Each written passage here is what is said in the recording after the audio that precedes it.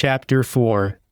The French Revolution. During these dissensions and discontents and this general fermentation of the public mind in Germany, political occurrences in France gave exercise and full scope for the operation of that spirit of revolt, which had long growled in secret in the different corners of that great empire. The cosmopolitical and skeptical opinions and sentiments so much cultivated in all the lodges of the Philalethees had by this time been openly professed by many of the sages of France and artfully interwoven with their statistical economics. The many contests between the king and the Parliament of Paris about the registration of his edicts had given occasion to much discussion and had made the public familiarly acquainted with topics altogether unsuitable to the absolute monarchy of France. This acquaintance with the natural expectations of the subject, and the expediency of a candid attention on the part of government to these expectations, and a view of legislation and government founded on a very liberal interpretation of all these things, was prodigiously promoted by the rash interference of France in the dispute between Great Britain and her colony. In this attempt to ruin Britain, even the court of France was obliged to preach the doctrines of liberty, and to take its chance that Frenchmen would consent to be the only slaves. But their officers and soldiers who returned from America imported the American principles, and in every company found hearers who listened with delight and regret to their fascinating tale of American independence. During the war, the minister, who had too confidently pledged himself for the destruction of Britain, was obliged to allow the Parisians to amuse themselves with theatrical entertainments, where English law was represented as oppression.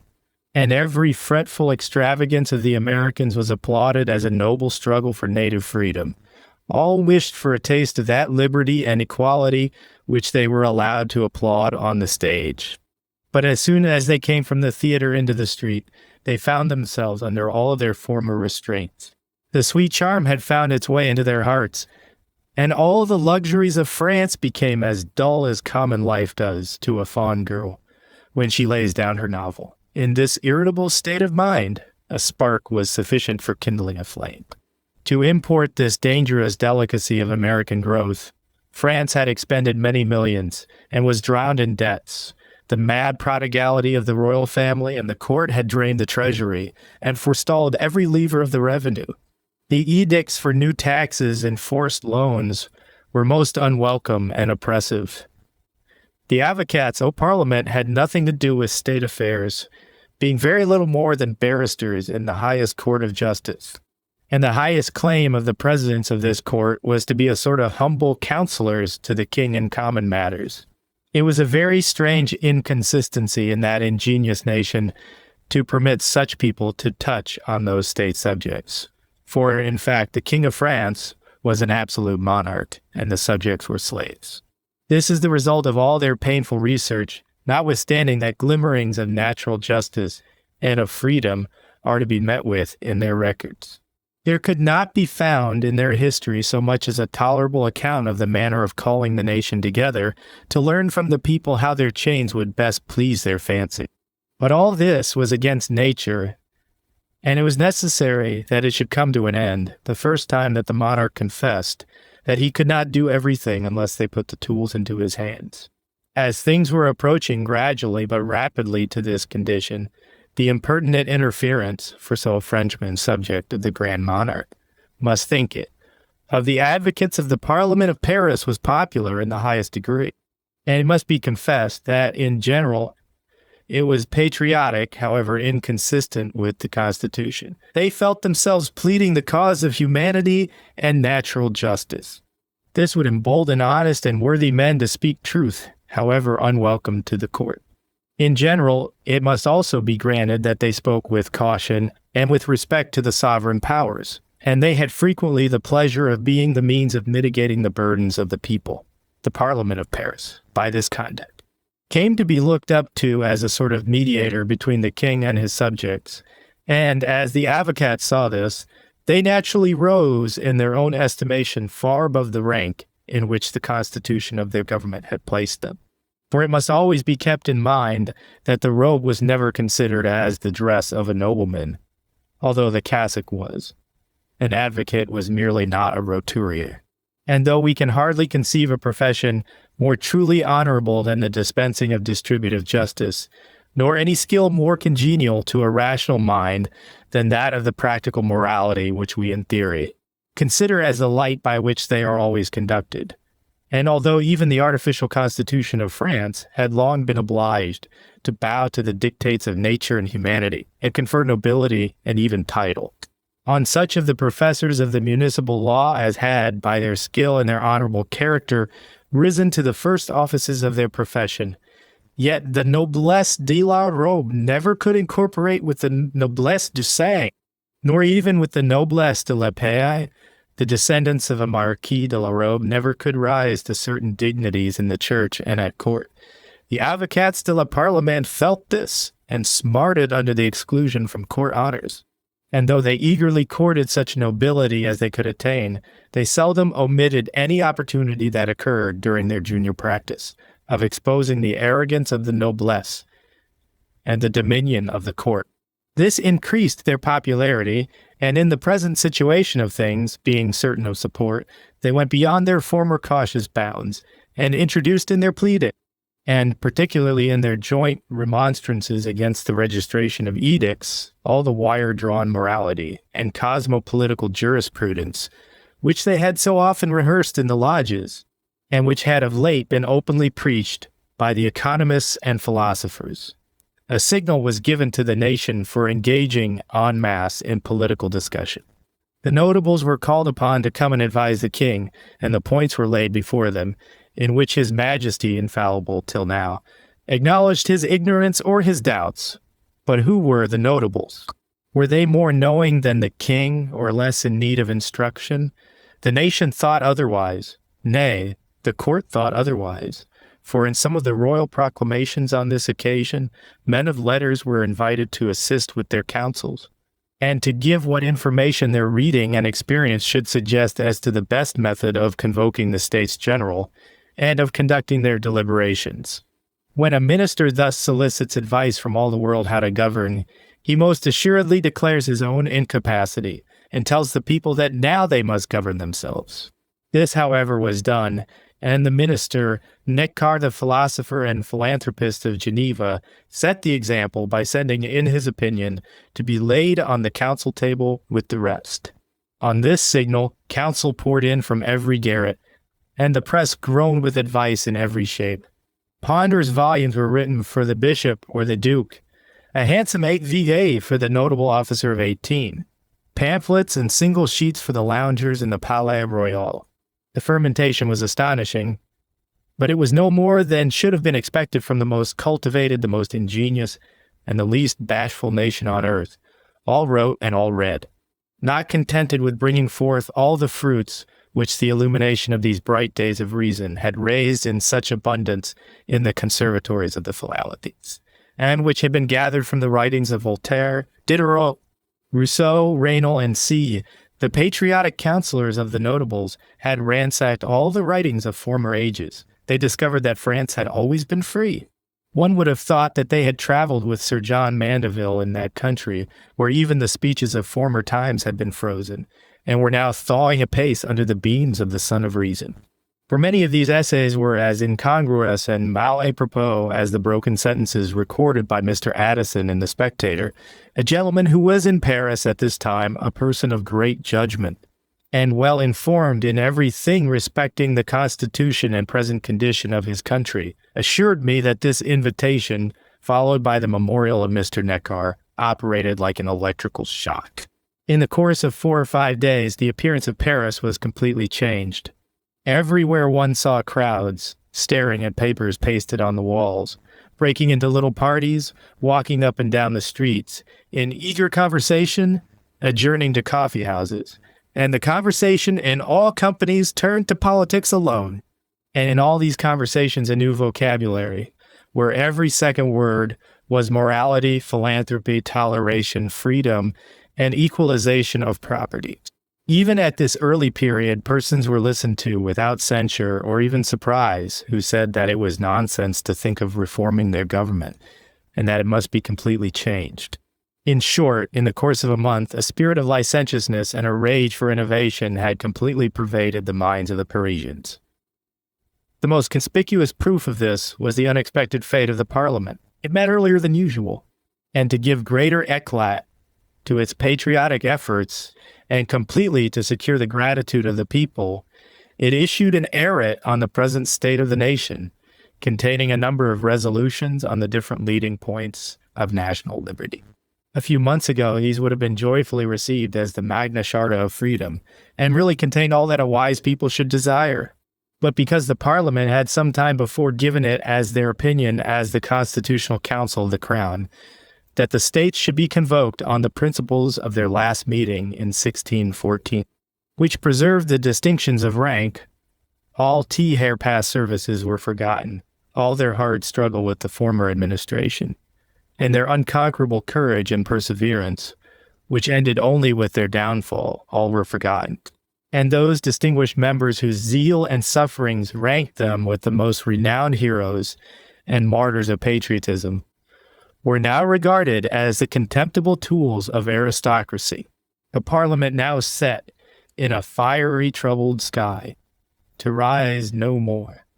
Of all the barristers in the Parliament of Paris, the most conspicuous for the display of the enchanting doctrines of liberty and equality was Mr. Duval, son of an avocat in the same court and ennobled about this time under the name of Desprezmenil. He was member of a lodge of the Amis Runas at Paris, called the Contract Social, and of the Lodge of Chevalier, Bienfaisance at Lyons. His reputation as a barrister had been prodigiously increased about this time by his management of a cause where the descendant of the unfortunate General Lally, after having obtained the restoration of the family honors, was striving to get back some of the estates.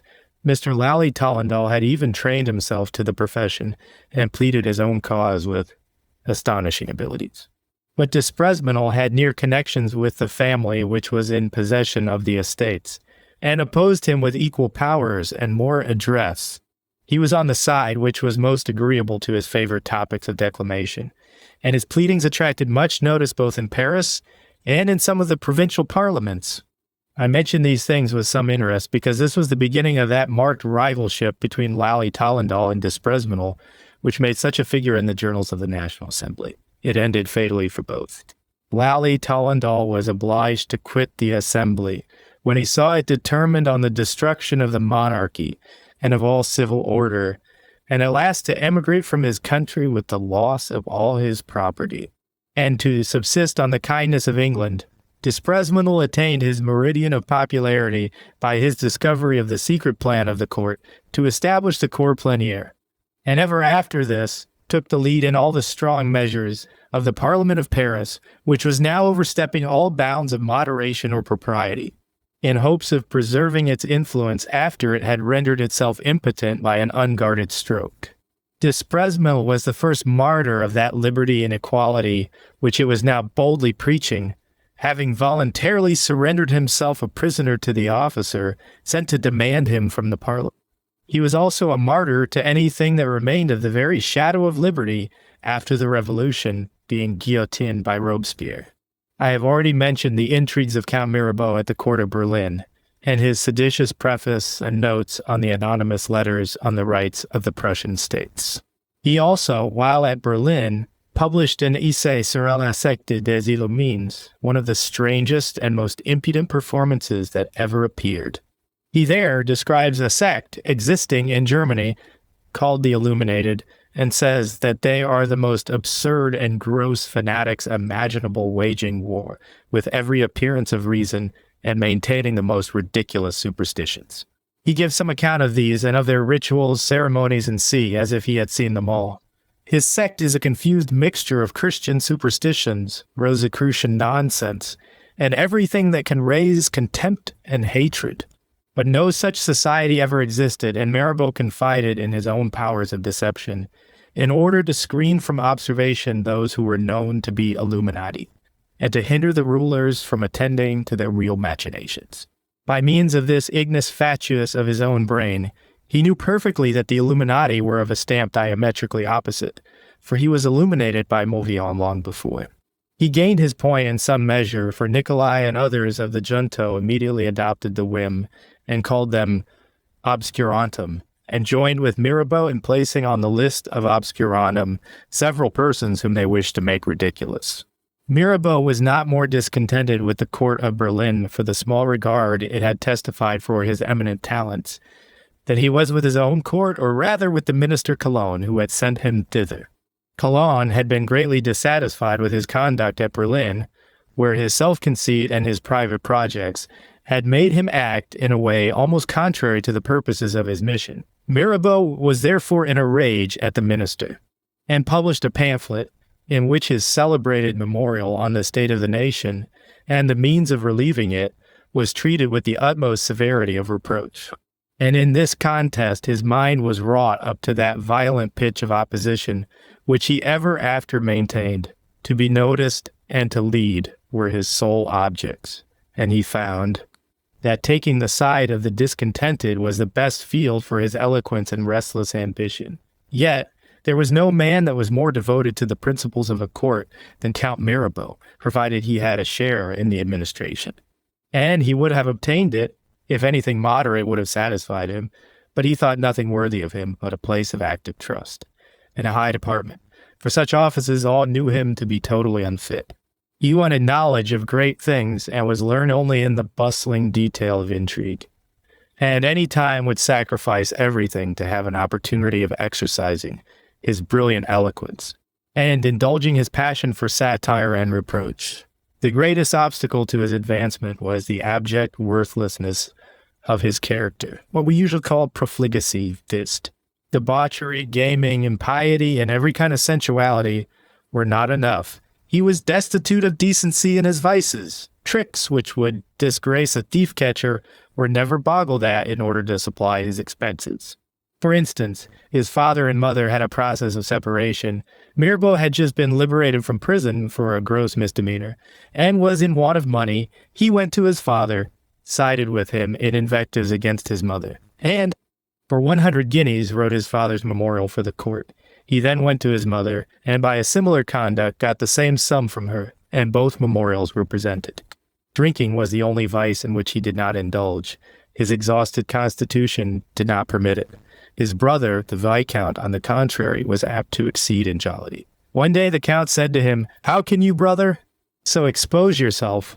"What?" says the Viscount, "how insatiable you are. Nature has given you every vice, and having left me only this one, you grudge it me."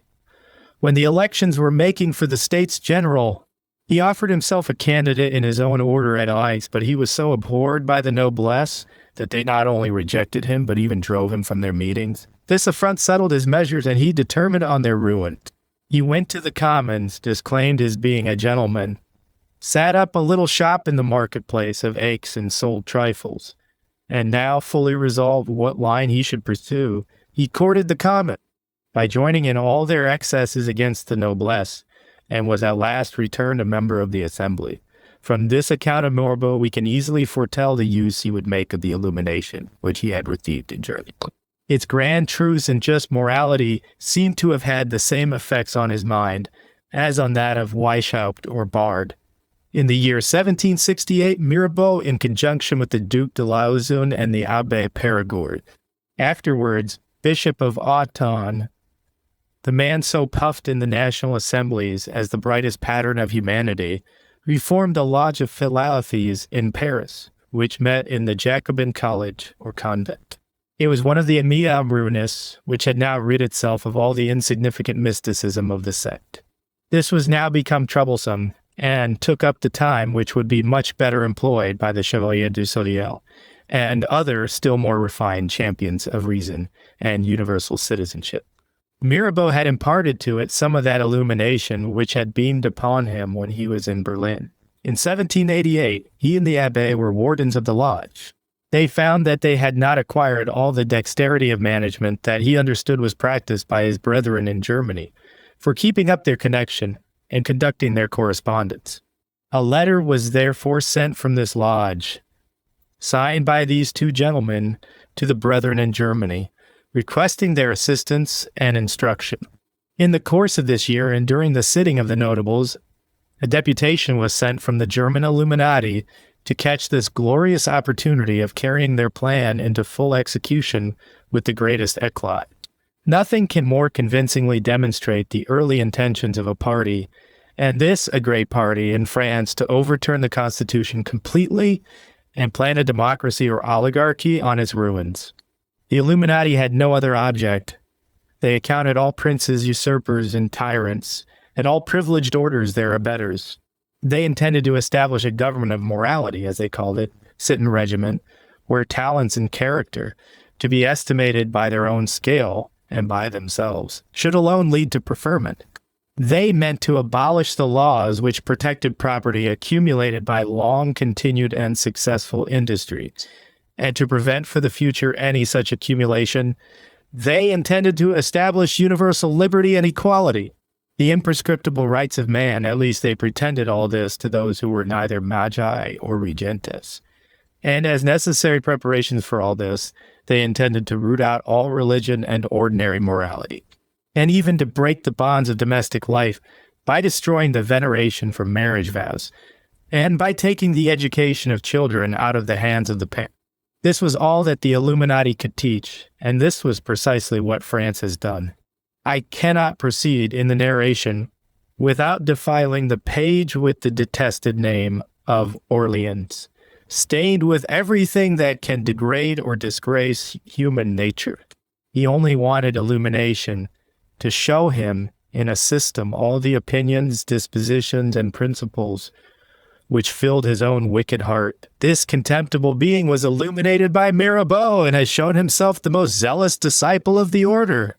In his oath of allegiance, he declares that the interests and the object of the order shall be rated by him above all other relations, and that he will serve it with his honor, his fortune, and his blood.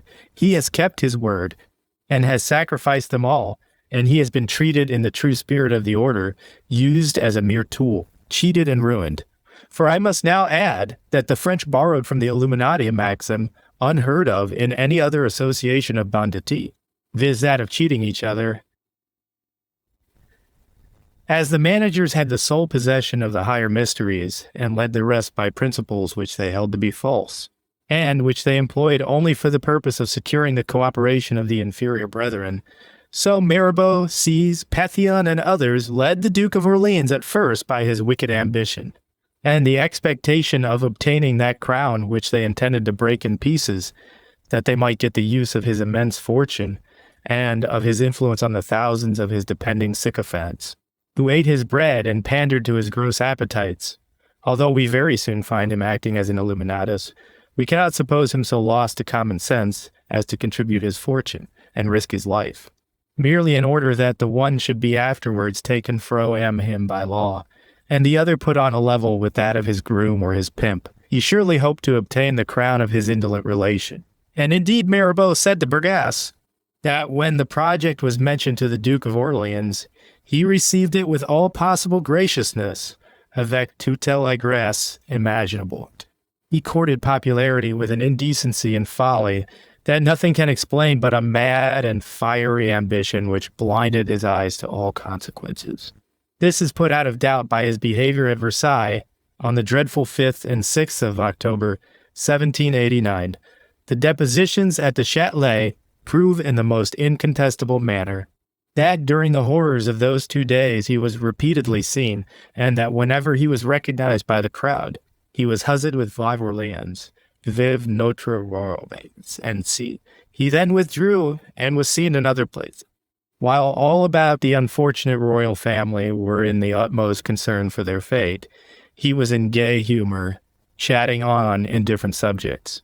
His last appearance in the evening of the 5th was about 9 o'clock, conversing in a corner with men disguised in mean dress, and some in women's clothes, among whom were Mirabeau, Barnave, Duport, and other deputies of the Republican party, and these men were seen immediately after, concealed among the lines of the regiment de Flandre, the corruption of which they had that day completed. He was seen again next morning, conversing with the same persons in women's dress. And when the insulted sovereign was dragged in triumph to Paris, Orleans was again seen skulking in a balcony behind his children, to view the procession of devils and furies, anxiously hoping all the while that some disturbance would arise in which the king might perish. I should have added that he was seen in the morning at the top of the stairs, pointing the way with his hand to the mob, where they should go, while he went by another road to the king. In short, he went about trembling like a coward, waiting for the explosion which might render it safe for him to show himself. Mirabeau said of him, "The fellow carries a loaded pistol in his bosom, but will never dare to pull the trigger." He was saved, notwithstanding his own folly, by being joined in the accusation with Mirabeau, who could not rescue himself without striving also for Orleans, whom he despised, while he made use of his fortune. In short, Orleans was but half illuminated at this time, and hoped to be king or regent. Yet he was deeply versed in the preparatory lessons of Illuminism, and well convinced of its fundamental truths. He was well assured of the great influence of the women in society, and he employed this influence like a true disciple of Weishaupt.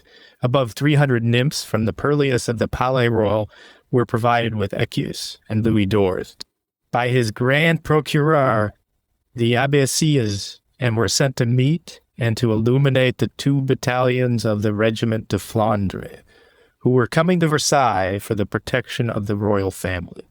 The privates of one of these regiments came and informed their officers of this attempt made on their loyalty, 45-0. Livres were given them at St. Denis to make them disband themselves, and the poor lads were at first dazzled by the name of a sum that was not familiar to them. But when some thinking head among them told them that it only amounted to 2 louis d'ors apiece, they disclosed the bribery. They were then offered 90-0, but never saw it.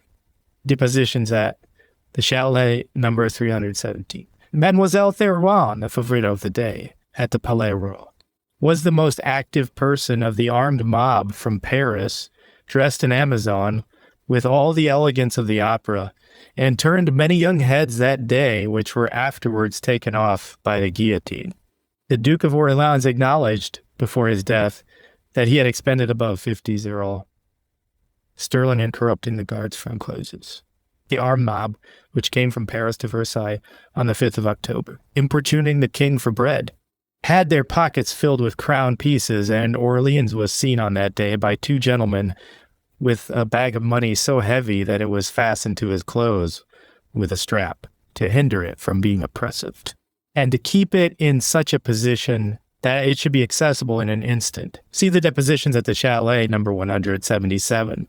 But such was the contempt into which his gross profligacy, his cowardice, and his niggardly disposition had brought him with all parties, that if he had not been quite blinded by his wicked ambition and by his implacable resentment of some bitter taunts he had gotten from the king and queen, he must have seen very early that he was to be sacrificed as soon as he had served the purposes of the faction. At present, his assistance was of the utmost consequence. His immense fortune, much above 3 million sterling, was almost exhausted during the 3 first years of the Revolution. But what was of more consequence, he had almost unbounded authority among the Freemasons. In this country, we have no conception of the authority of a national Grand Master. When Prince Ferdinand of Brunswick, by great exertions among the jarring sects in Germany, had got himself elected Grand Master of the strict observance, it gave serious alarm to the emperor and to all the princes of Germany, and contributed greatly to their connivance at the attempts of the Illuminati to discredit that party. In the great cities of Germany, the inhabitants paid more respect to the Grand Master of the Masons than to their respective princes. The authority of the Duke of Orleans in France was still greater in consequence of his employing his fortune to support it. About 8 years before the Revolution, he had, not without much intrigue and many bribes and promises, been elected Grand Master of France, having under his directions all the improved lodges. The whole association was called the Grand Orient de la France, and in 1785 contained 266 of these lodges. See Fräumerische Zeitung, Neuwied 1787. Thus he had the management of all those secret societies, and the licentious and irreligious sentiments which were currently preached there were sure of his hearty concurrence. The same intrigue which procured him the supreme chair must have filled the lodges with his dependents and emissaries, and these men could not better earn their pay than by doing their utmost to propagate infidelity, immorality, and impurity of manners. But something more was wanted: disrespect for the higher orders of the state and disloyalty to the sovereign. It is not so easy to conceive how these sentiments, and particularly the latter, could meet toleration. and even encouragement in a nation noted for its professions of veneration for its monarch, and for the pride of its noblesse. Yet I am certain that such doctrines were habitually preached in the lodges of Philaletes and Amius Ruinus de Leverite, that they should be very current in lodges of low-born literati and other brethren in inferior stations is natural. And I have already said enough on this head, but the French lodges contain many gentlemen in easy and affluent circumstances. I do not expect such confidence in my assertions, that even in these the same opinions were very prevalent. I was therefore much pleased with a piece of information which I got while these sheets were printing off, which corroborates my assertions. This is a performance called La Voix retirée ou le secret de la Révolution, explique par Lafranc Maconneretot. It was written by Mr. Lafranc, president of the Seminary of the Eudists, at Caen in Normandy, and a second edition was published at Paris in 1792. The author was butchered in the massacre of September. He says that on the death of a friend who had been a very zealous Mason and many years master of a respectable lodge, he found among his papers a collection of Masonic writings containing the rituals, catechisms, and symbols of every kind, belonging to a long train of degrees of Freemasonry, together with many discourses delivered in different lodges and minutes of their proceedings. The perusal filled him with astonishment and anxiety, for he found that doctrines were taught and maxims of conduct were inculcated which were subversive of religion and of all good order in the state, and which not only countenanced disloyalty and sedition, but even invited to it. He thought them so dangerous to the state that he sent an account of them to She Archbishop of Paris long before the Revolution, and always hoped that that reverend prelate would represent the matter to His Majesty's ministers, and that they would put an end to the meetings of this dangerous society, or would at least restrain them from such excesses. But he was disappointed, and therefore thought it his duty to lay them before the public.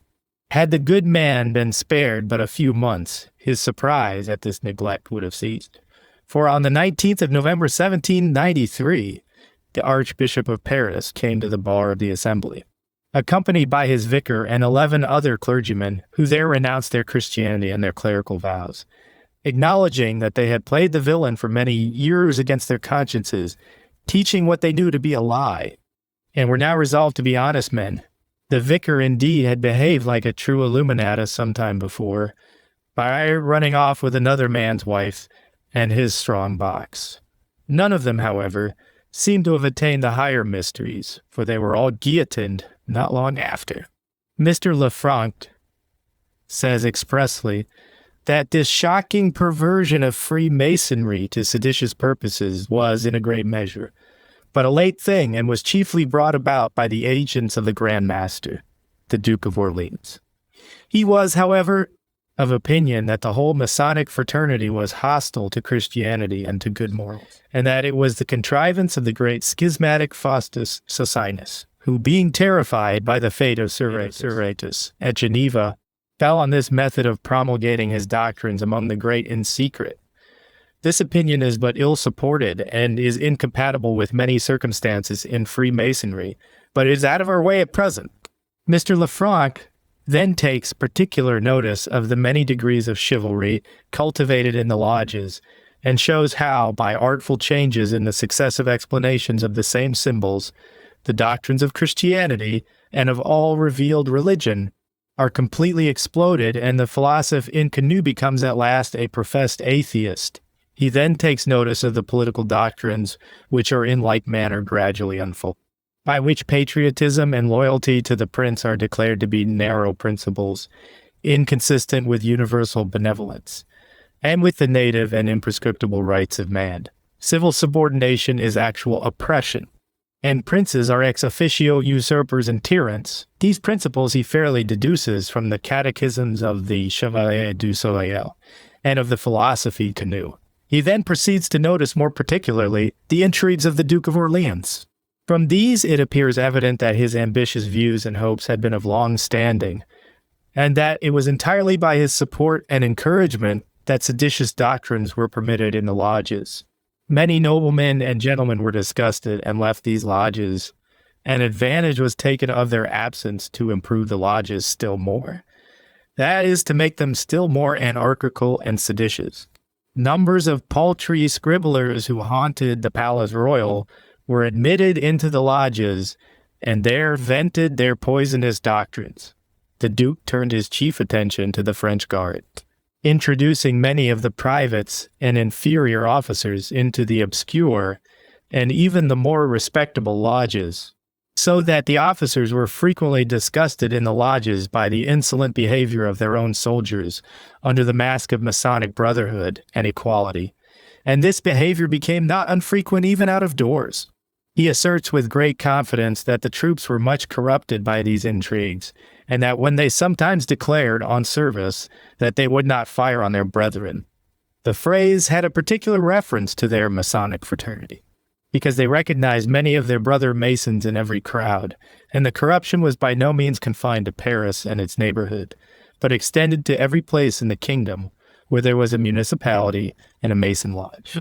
Mr. Lefranc then turns our attention to many peculiarities in the Revolution, which have a resemblance to the practices in Freemasonry.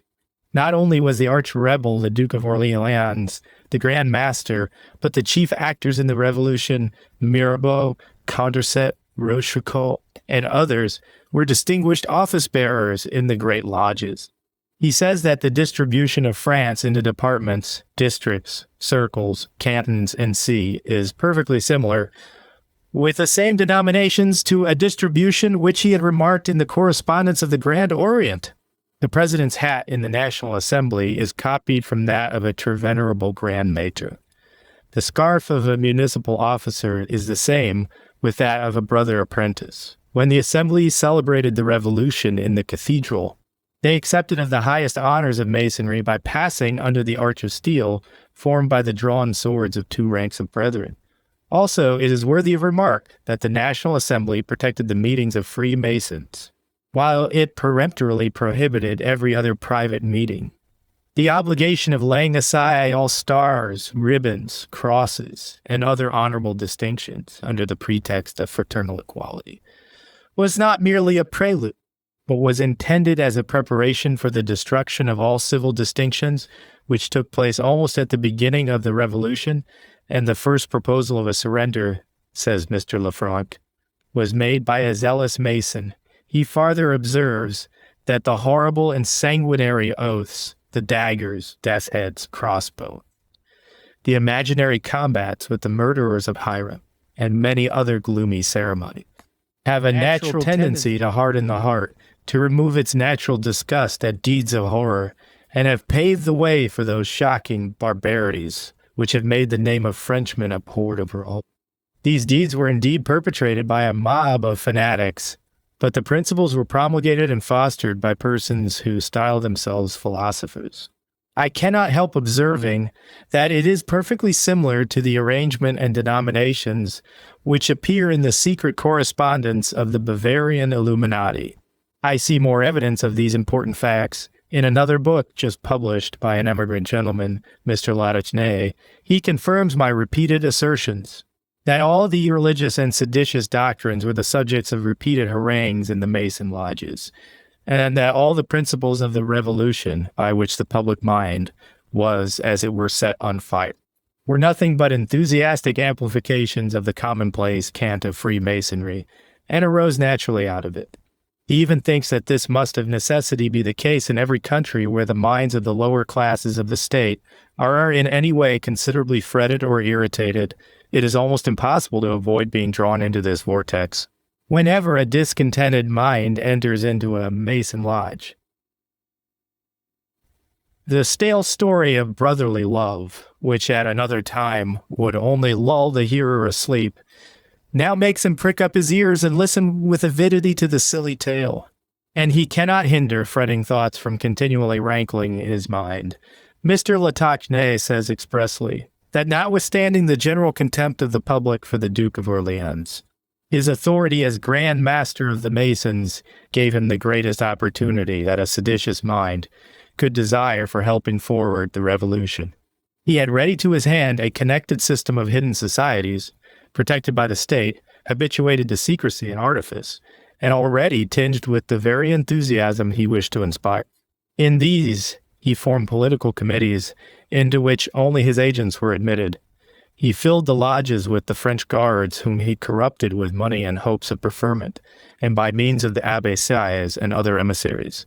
They were harangued with all the sophistical declamation or cant of masonry. Mr. Latouche says that all this was peculiar to the lodges of the Grand Orient, but that there were many, not very many, if we judge by the New Almanac, which reckons only 289 in all France in 1784, of which 266 were of the Grand Orient, lodges who continued on the old plan of amusing themselves with a little solemn trifling.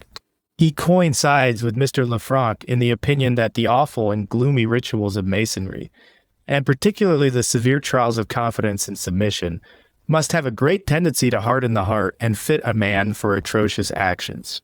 No one can doubt of this who reads the following instance.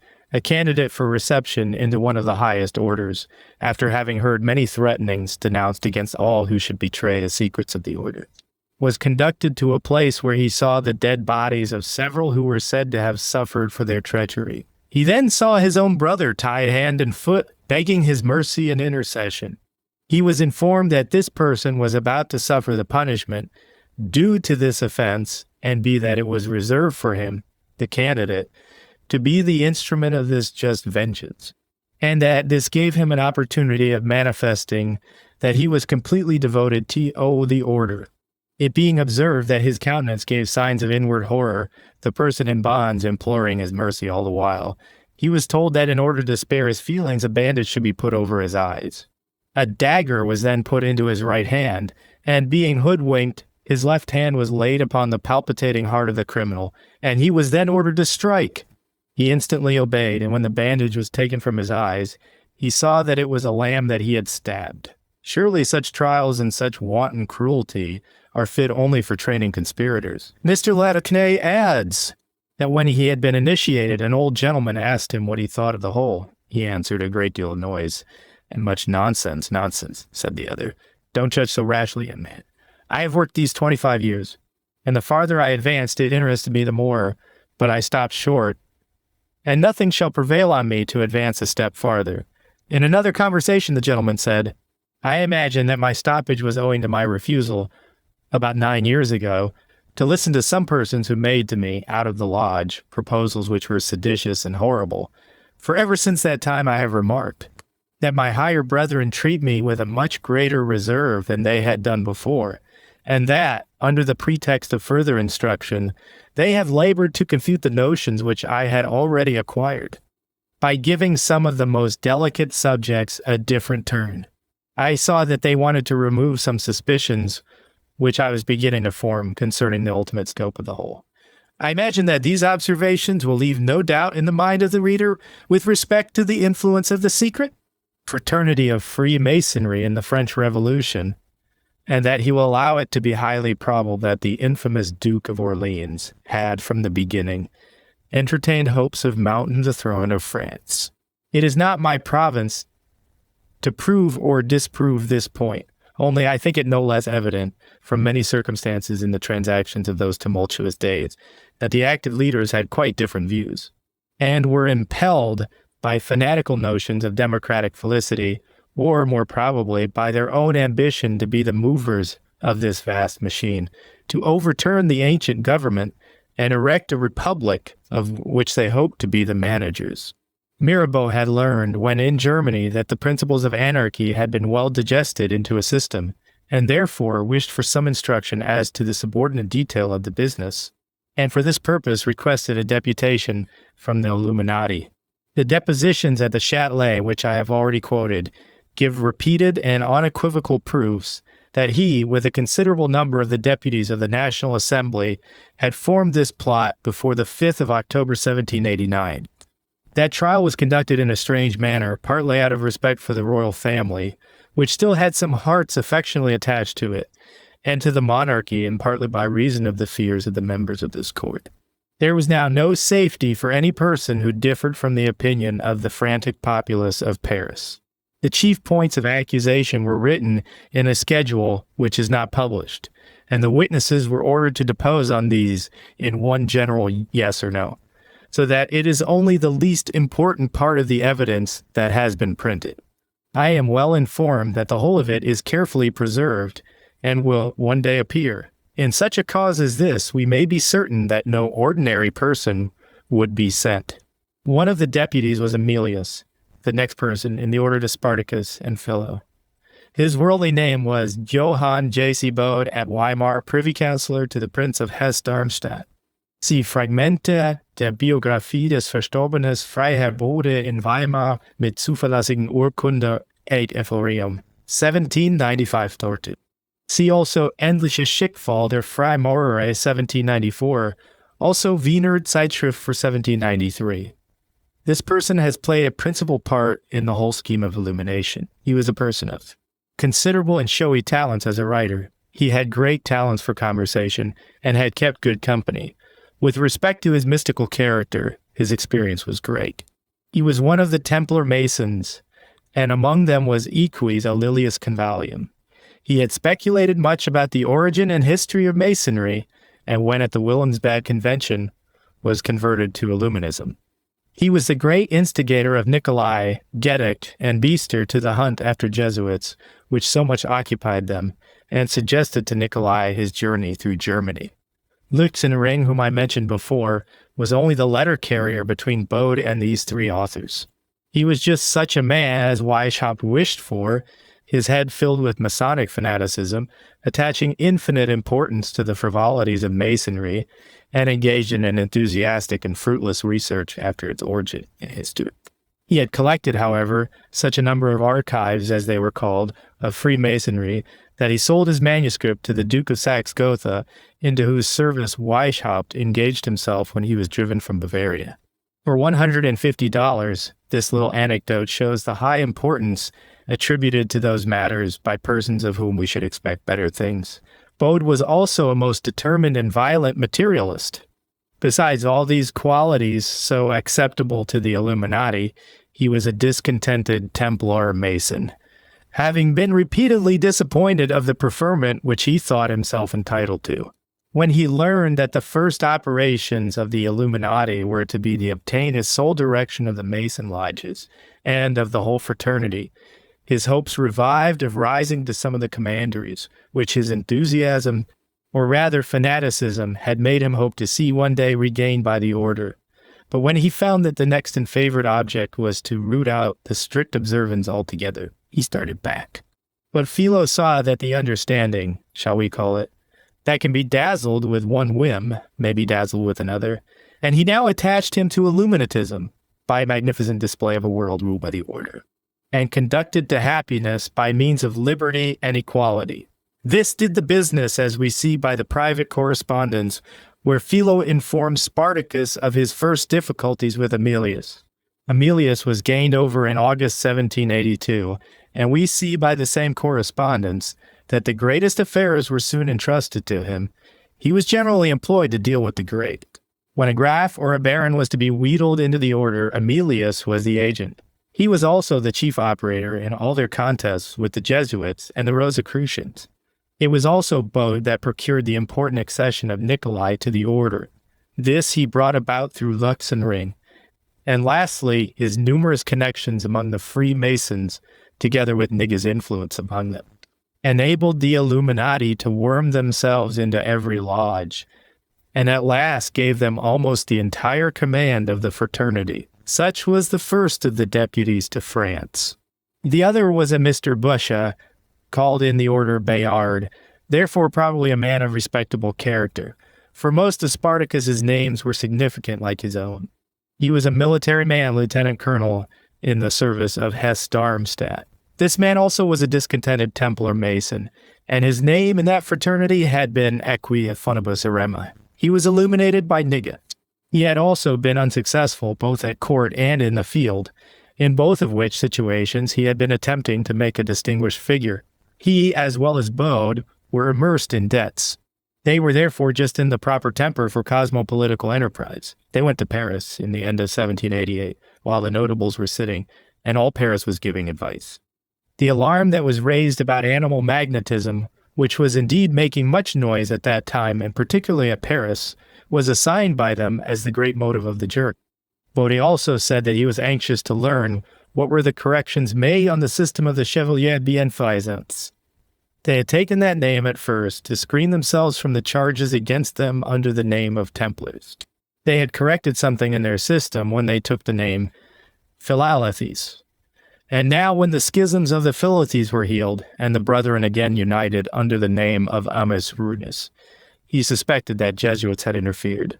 And because he had heard that the principles of the Amos were very noble, he wished to be more certain that they were purged of everything Jesuitical.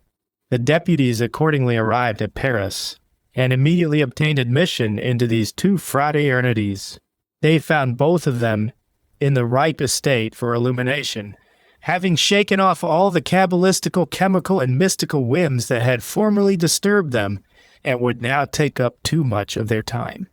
They were now cultivating with great zeal the philosophico-political doctrines of universal citizenship.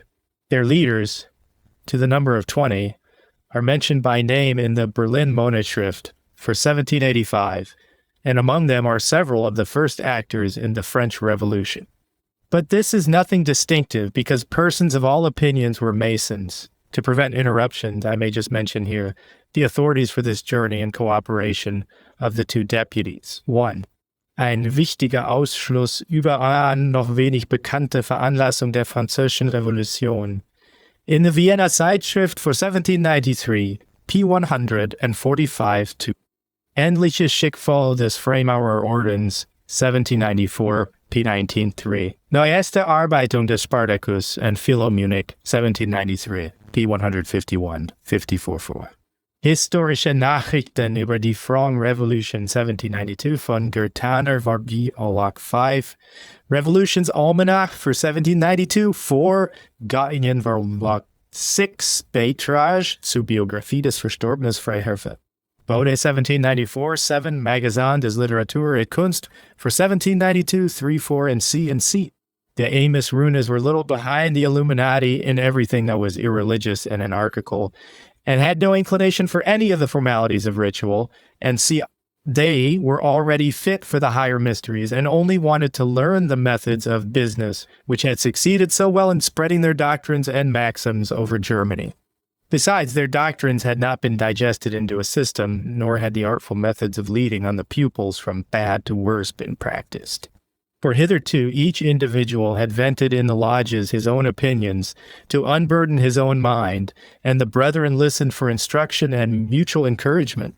Therefore, when Spartacus's plan was communicated to them, they saw at once its importance in all its branches, such as the use of the Mason lodges to fish for minervals, the rituals and ranks to entice the young, and to lead them by degrees to opinions and measures which, at first sight, would have shocked them, the firm hold which is gotten of the pupils, and indeed of all the inferior classes, by their reports in the course of their pretended training in the knowledge of themselves and of other men, and, above all, the provincial arrangement of the order and the clever subordination and entire dependence on a select band or pandemonium at Paris, which should inspire and direct the whole.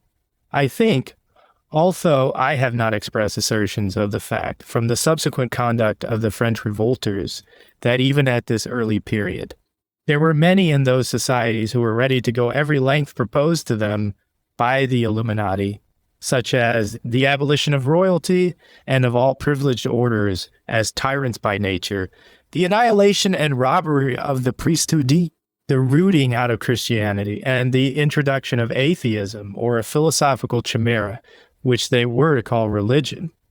Mirabeau had often spoken of the last branch of the illuminated principles, and the conversations held at Versailles during the awful pauses of the 5th of October, which are to be seen in the evidence before the Châtelet in the Orleans process, can hardly be supposed to be the fancies of an accidental mob. Mirabeau was, as I have said, at the head of this democratic party, and had repeatedly said that the only use of a king was to serve as a pageant, in order to give weight to public measures in the opinion of the populace. And Mr. Ladouchnay says that this party was very numerous, and that immediately after the imprudent or mad-like invitation of every scribbler in a garret to give his advice, the party did not scruple to speak their sentiments in public, and that they were encouraged in their encomiums on the advantages of a virtuous republican government by Mr. Neckar, who had a most extravagant and childish predilection for the Constitution of Geneva, the place of his nativity, and was also much tinged with the cosmopolitical philosophy of the times. The king's brothers and the princes of the blood presented a memorial to his majesty, which concluded by saying that the effervescence of the public opinions had come to such a height that the most dangerous principles imported from foreign parts were avowed in print with perfect impunity, that his majesty had unwarily encouraged every fanatic to dictate to him and to spread his poisonous sentiments, in which the rights of the throne were not only disrespected, but were even disputed, that the rights of the higher classes in the state ran a great risk of being speedily suppressed, and that nothing would hinder the sacred right of property from being ere long invaded, and the unequal distribution of wealth from being thought a proper subject of reform. When such was the state of things in Paris, it is plain that the business of the German deputies would be easily transacted. They were received with open arms by the Philalethees, the Amis de la Vérité, the social contract and seat, and in the course of a very few weeks, in the end of 1788, and the beginning of 1789, that is, before the end of March, the whole of the Grand Orient, including the Philalethees, Amis Runis, Martinistes, and seat, had the secrets of illumination communicated to them. The operation naturally began with the great National Lodge of Paris and those in immediate dependence on it.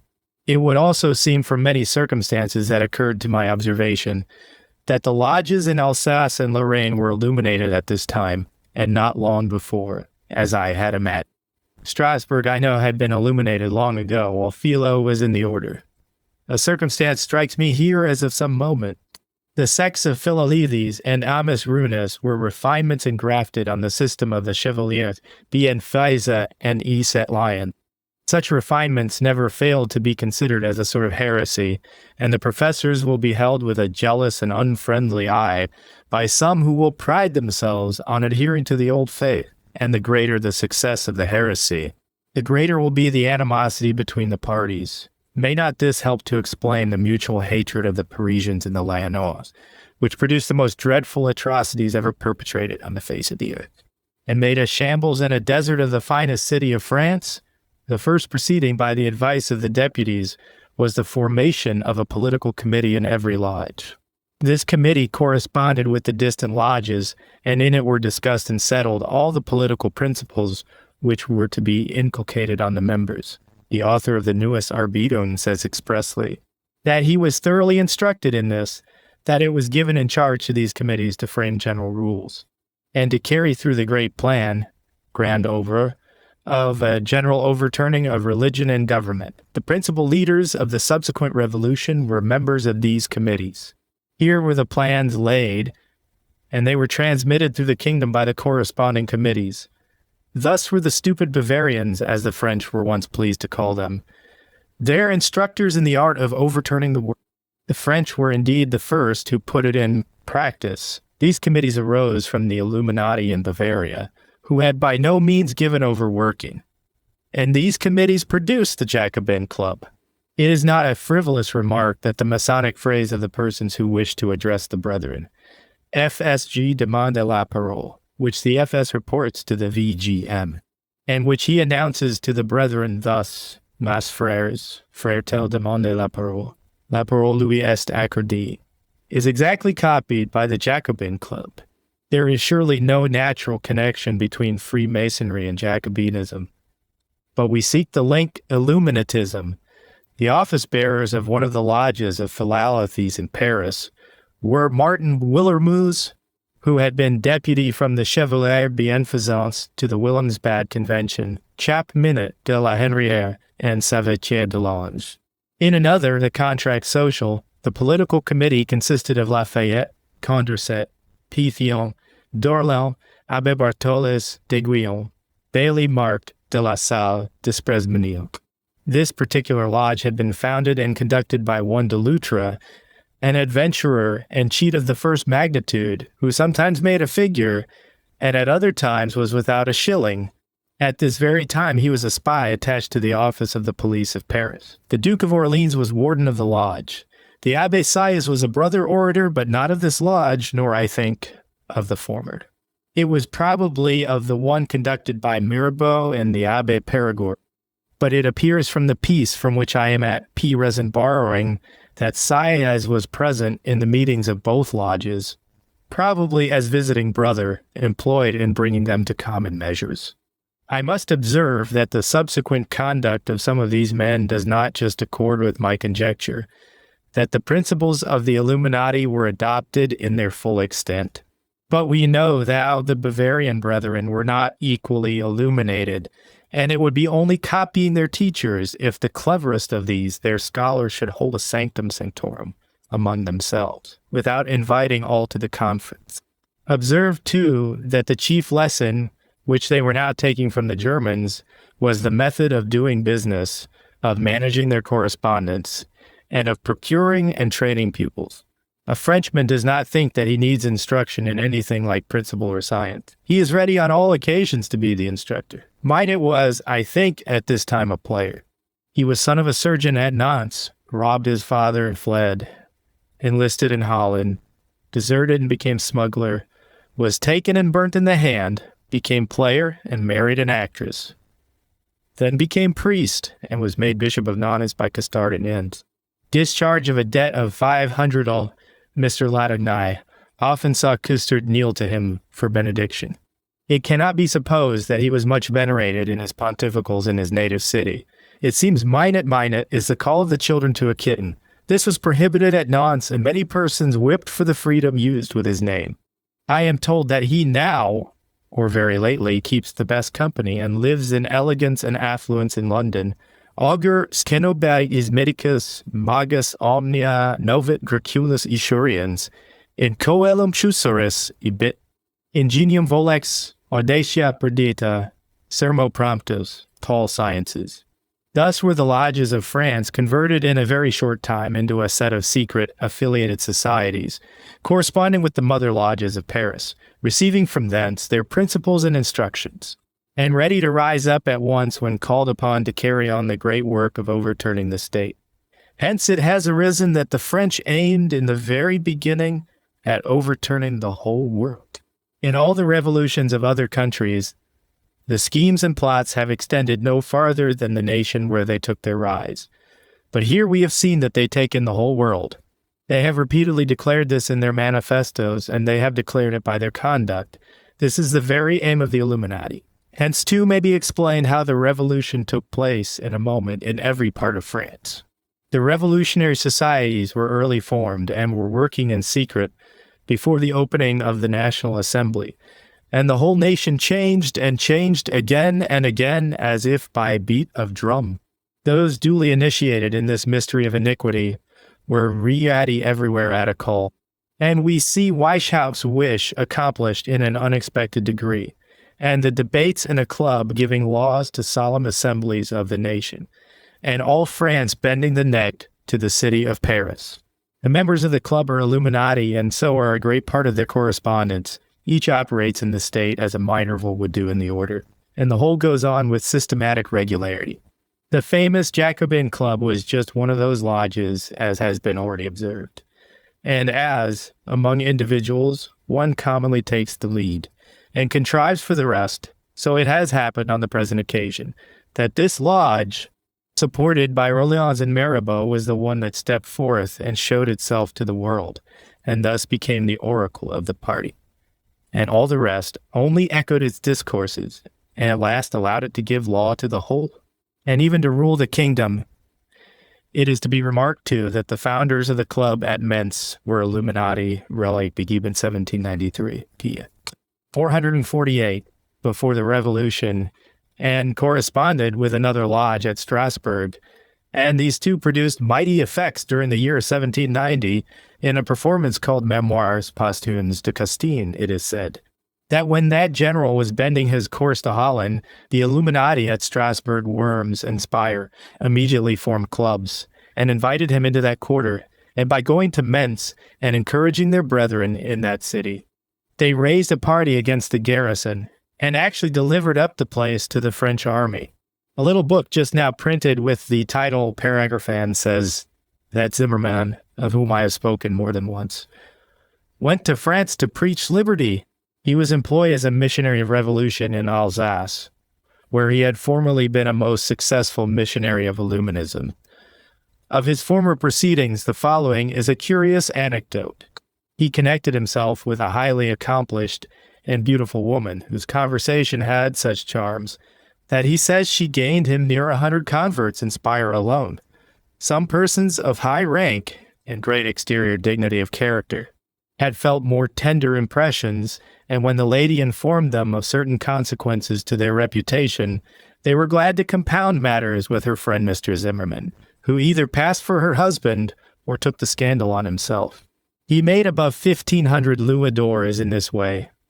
When he returned as a preacher of revolution, he used to mount the pulpit with a saber in his hand and bawl out, "Behold, Frenchmen, this is your God. This alone can save you." The author adds that when Custine broke into Germany, Zimmerman got admission to him and engaged to deliver Mannheim into his hands. To gain this purpose, he offered to set some corners of the city on fire and assured him of support. Custine declined the offer. Zimmerman appeared against him before the Revolutionary Tribunal and accused him of treachery to his cause. Custine's answer is remarkable. "Hardly," said he, "had I set my foot in Germany when this man, and all the fools of his country, besieged me, and would have delivered up to me their towns and villages. What occasion had I to do anything to Mannheim?" When the prince was neutral, Zimmerman found his full account in Robespierre's bloody sway, but the short term of his atrocities was also the whole of Zimmerman's career. He was arrested, but again liberated, and soon after again imprisoned, after which I can learn no more of him. The same thing is positively asserted in another performance called Cri de la Raison, and in a third called Les Masques. Observe, too, that it is not the clubs merely that are accused of this treachery, but the Illuminati. De la Metherie also, in his preface to the Journal de Physique for 1790, says expressly that the cause and arms of France were powerfully supported in Germany by a sect of philosophers called the Illuminated. In the preface to the Journal for 1792, he says that letters and deputations were received by the Assembly from several corresponding societies in England, felicitating them on the triumph of reason and humanity, and promising them their cordial assistance. He read some of these manifestos and says that one of them recommended strongly the political education of the children, who should be taken from the parents and trained up for the state. Another lamented the baleful influence of property, saying that the efforts of the Assembly would be fruitless till the fence was removed with which the laws so anxiously secured inordinate wealth. They should rather be directed to the support of talents and virtue, because property would always support itself by the too great influence which it had in every corrupted state. The laws should prevent the too great accumulation of it in particular families. In short, the council was almost verbatim what the Abbé Cassani declared to have been preached in the meetings of the Illuminati, which terrified him and his colleagues and made them quit the association. Anarcharsis Klutz, born in Prussian Westphalia, a keen Illuminatus, came to Paris for the express purpose of forwarding the great work. And by intriguing in the style of the order, he got himself made one of the representatives of the nation. He seems to have been one of the completest fanatics in cosmopolitism, and just such a tool as Weishaupt would choose to employ for a coarse and arduous job. He broke out at once into all the silly extravagance of the unthinking herd, and his whole language is just the jargon of illumination. Citizen of the world, liberty and equality, the imprescriptible rights of man, morality. Dear morality, kings and priests are useless things. They are despots and corrupters. And see, he declared himself an atheist and zealously labored to have atheism established by law. He conducted that farcical procession in the true style of the most childish ritual philo, where counterfeited deputies from all quarters of the world in the dresses of their countries came to congratulate the nation for its victory over kings and priests. It is also worthy of remark that by this time Lushendring, whom we have seen so zealous an Illuminatus, after having been as zealous a Protestant tutor of princes, Pasrath and Hausmeister was now a secretary or clerk in one of the bureaus of the National Assembly of France. I may add as a finishing touch that the National Assembly of France was the only body of men that I have ever heard of who openly and systematically proposed to employ assassination and to institute a band of patriots who should exercise this profession either by sword, pistol, or poison. And though the proposal was not carried into execution, it might be considered as the sentiments of the meeting, for it was only delayed till it should be considered how far it might not be imprudent, because they might expect reprisals. The Abbé Dubois engaged to poison the Comte d'Artois, but was himself robbed and poisoned by his accomplices. There were strong reasons for thinking that the Emperor of Germany was poisoned, and that Mirabeau was thus treated by his pupil Orleans, also Madame de Favre and her son. This was copying the Illuminati very carefully. After all these particulars, can any person have a doubt that the Order of Illuminati formally interfered in the French Revolution and contributed greatly to its progress? There is no denying the insolence and oppression of the crown and the nobles, nor the misery and slavery of the people, nor that there were sufficient provocation and cause for a total change of measures and of principles. But the rapidity with which one opinion was declared in every corner, and that opinion as quickly changed, and the change announced everywhere, and the perfect conformity of the principles and sameness of the language, even in arbitrary trifles, can hardly be explained in any other way. It may indeed be said que les beaux génies se rencontrent, that wits jump. The principles are the same, and the conduct of the French has been such as the Illuminati would have exhibited, but this is all. The Illuminati no longer existed. Enough has been said on this point already. The facts are as have been narrated. The Illuminati continued as an order, and even held assemblies, though not so frequently nor so formally as before, and though their Areopagus was no longer in Munich. But let us hear what the French themselves thought of the matter. In 1789, or the beginning of 1790, a manifesto was sent from the Grand National Lodge of Freemasons, so it is entitled, at Paris, signed by the Duke of Orleans as Grand Master, addressed and sent to the lodges in all the respectable cities of Europe, exhorting them to unite for the support of the French Revolution, to gain it friends, defenders, and dependents, and according to their opportunities and the practicability of thing to kindle and propagate the spirit of revolution through all lands. This is a most important article and deserves a very serious attention. I got it first of all in a work called Hox die wichtige Ermüdungsrechtenzeit über einige der allerernsthaftesten Angelegenheiten dieses Zeitalters von L.A. Hoffman, Vienna, 1795. Most important memorandums in proper season concerning one of the most serious occurrences of the present age by L.A. Hoffman, Vienna, 1795. The author of this work says that everything he advances in these memorandums is consistent with his own personal knowledge, and that he is ready to give convincing proofs of them to any respectable person who will apply to him personally. He has already given such convincing documents to the emperor and to several princes that many of the machinations occasioned by this manifesto have been detected and stopped, and he would have no scruple at laying the whole before the public, did it not unavoidably involve several worthy persons who had suffered themselves to be misled, and heartily repented of their errors. He is naturally, being a Catholic, very severe on the Protestants, and indeed he has much reason, and by this has drawn on himself many bitter retorts. He has, however, defended himself against all that are of any consequence to his good name and veracity, in a manner that fully convinces any impartial reader and turns to the confusion of the slanderers. Hoffman says that he saw some of those manifestos, that they were not all of one tenor, some being addressed to friends, of whose support they were already allured. One very important article of their contents is earnest exhortations to establish in every quarter secret schools of political education and schools for the public education of the children of the people, under the direction of well-principled masters, and offers a pecuniary assistance for this purpose and for the encouragement of writers in favor of the revolution, and for indemnifying the patriotic booksellers who suffer by their endeavors to suppress publications which have an opposite tendency. We know very well that the immense revenue of the Duke of Orleans was scattered among all the rabble of the Palais Royal. Can we doubt of its being employed in this manner? Our doubts must vanish. When we see that not long after this was publicly said in the National Assembly, that this method was the most effectual for accomplishing their purpose of setting Europe in a flame. But much expense, says the speaker, will attend it, and much has already been employed which cannot be named because it is given in secret. The Assembly had given the Illumination war whoop, peace with cottages, but war with palaces. A pouvoir revolutionnaire is mentioned, which supersedes all narrow thoughts, all ties of morality. Lequinio publishes the most detestable book that ever issued from a printing press, Les Préjugés Vaincus, containing all the principles and expressed in the very words of Illuminatism.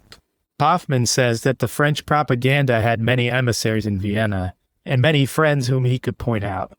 Mirabeau in particular had many connections in Vienna, and to the certain knowledge of Hoffmann, carried on a great correspondence in ciphers. The progress of illumination had been very great in the Austrian states, and a statesman gave him an account of their proceedings, P. Redresser Les Chevaux, which makes one's hair stand on end. I no longer wonder, says he, that the newest Arbeitung des Spartacus und Philo was forbidden. O ye almighty Illuminati, what can you not accomplish by your serpent-like insinuation and cunning? Your leaders say, this book is dangerous, because it will teach wicked men the most refined methods of rebellion, and it must never get into the hands of the common people. They have said with the most impudent face to some princes, who did not perceive the deeper laid reason for suppressing the book. The leaders of the Illuminati are not without reason in anxiety, lest the inferior classes of their own society should make just reprisals for having been so basely tricked, by keeping them back and in profound ignorance of their real designs, and for working on them by the very goodness of their hearts, to their final ruin, and lest the Freemasons, whom they have also abused, should think of revenging themselves when the matchless villainy of their deceivers has been so clearly exposed. It is in vain for them to talk of the danger of instructing the people in the methods of fomenting rebellion by this book. The aims are too apparent, and even in the neighborhood of Regensburg, where the strength of the Illuminati lay, every person said aloud that the Illuminatism discovered by this book was high treason, and the most unheard of attempt to annihilate every religion and every civil government. He goes on, in 1790 I was as well acquainted with the spirit of the illumination system as at present, but only not so documented by their constitutional acts, as it is now by the newest Arbeitung des Spartacus und Philo. My Masonic connections were formerly extensive, and my publication entitled 18 Paragraphs Concerning Freemasonry procured me more acquaintance with Freemasons of the greatest worth, and of Illuminati equally upright, persons of respectability and knowledge who had discovered and repented the trick and inveigling conduct of the order. All of us jointly swore opposition to the Illuminati, and my friends considered me as a proper instrument for this purpose. To whet my zeal, they put papers into my hands which made me shudder and raised my dislike to the highest pitch. I received from them lists of the members, and among them saw names which I lamented exceedingly. Thus stood matters in 1790, when the French Revolution began to take a serious turn. The intelligence saw in the open system of the Jacobins the complete hidden system of the Illuminati. We knew that this system included the whole world in its aims, and France was only the place of its first explosion. The propaganda works in every corner to this hour, and its emissaries run about in all the four quarters of the world, and it are to be found in numbers in every city that is a seat of government. He farther relates how they in Vienna wanted to enlist him, and as this failed, how they have abused him, even in the foreign newspapers. I have personal knowledge, continues he, that in Germany a second Mirabeau, Mauvion, had proposed in detail a plan of revolution, entirely and precisely suited to the present state of Germany. This he circulated among several Freemason lodges. Among all the illuminated lodges which still remained in Germany, and through the hands of all the emissaries of the propaganda, who had been already dispatched to the frontiers, for Posten, of every district of the empire, with means for stirring up the people, envy in 1792, Mauvillon, finding abundant support and encouragement in the appearance of things around him. When the French arms had penetrated everywhere, and their invitations to revolt had met with so hearty a reception from the discontented in every state, came boldly forward, and, in the Brunswick Journal for March 1792, declared that he heartily rejoiced in the French Revolution, wished it all success, and thought himself liable to no reproach when he declared his hopes that a similar revolution would speedily take place in Germany. In the Hamburg Political Journal, August, September, and October 1790, there are many proofs of the machinations of emissaries from the Mason lodges of Paris among the German Freemasons. See pages 836, 963, 1087, and see. It appears that a club has taken the name of propaganda and meets once a week at least, in the form of a Mason lodge. It consists of persons of all nations and is under the direction of the Grand Master, the Duke of Orleans. De Loutre is one of the wardens. They have divided Europe into colonies to which they give revolutionary names, such as the Cap, the Pike, the Lantern, the Sea. They have ministers in these colonies. One is pointed out in Saxony by marks which I presume are well understood. A secret press was found in Saxe-Gotha, furnished with German types, which printed a seditious work called the Journal of Humanity. This journal was found in the mornings lying in the streets and highways. The house belonged to an Illuminatus of the name of Duport, a poor schoolmaster. He was associated with another in Strasbourg, who was also an Illuminatus. His name was Meyer, the writer of the Strasbourg newspaper. He had been sometime a teacher in Salzmann's Academy, who we see was also an Illuminatus, but displeased with their proceedings almost at first. Private correspondence.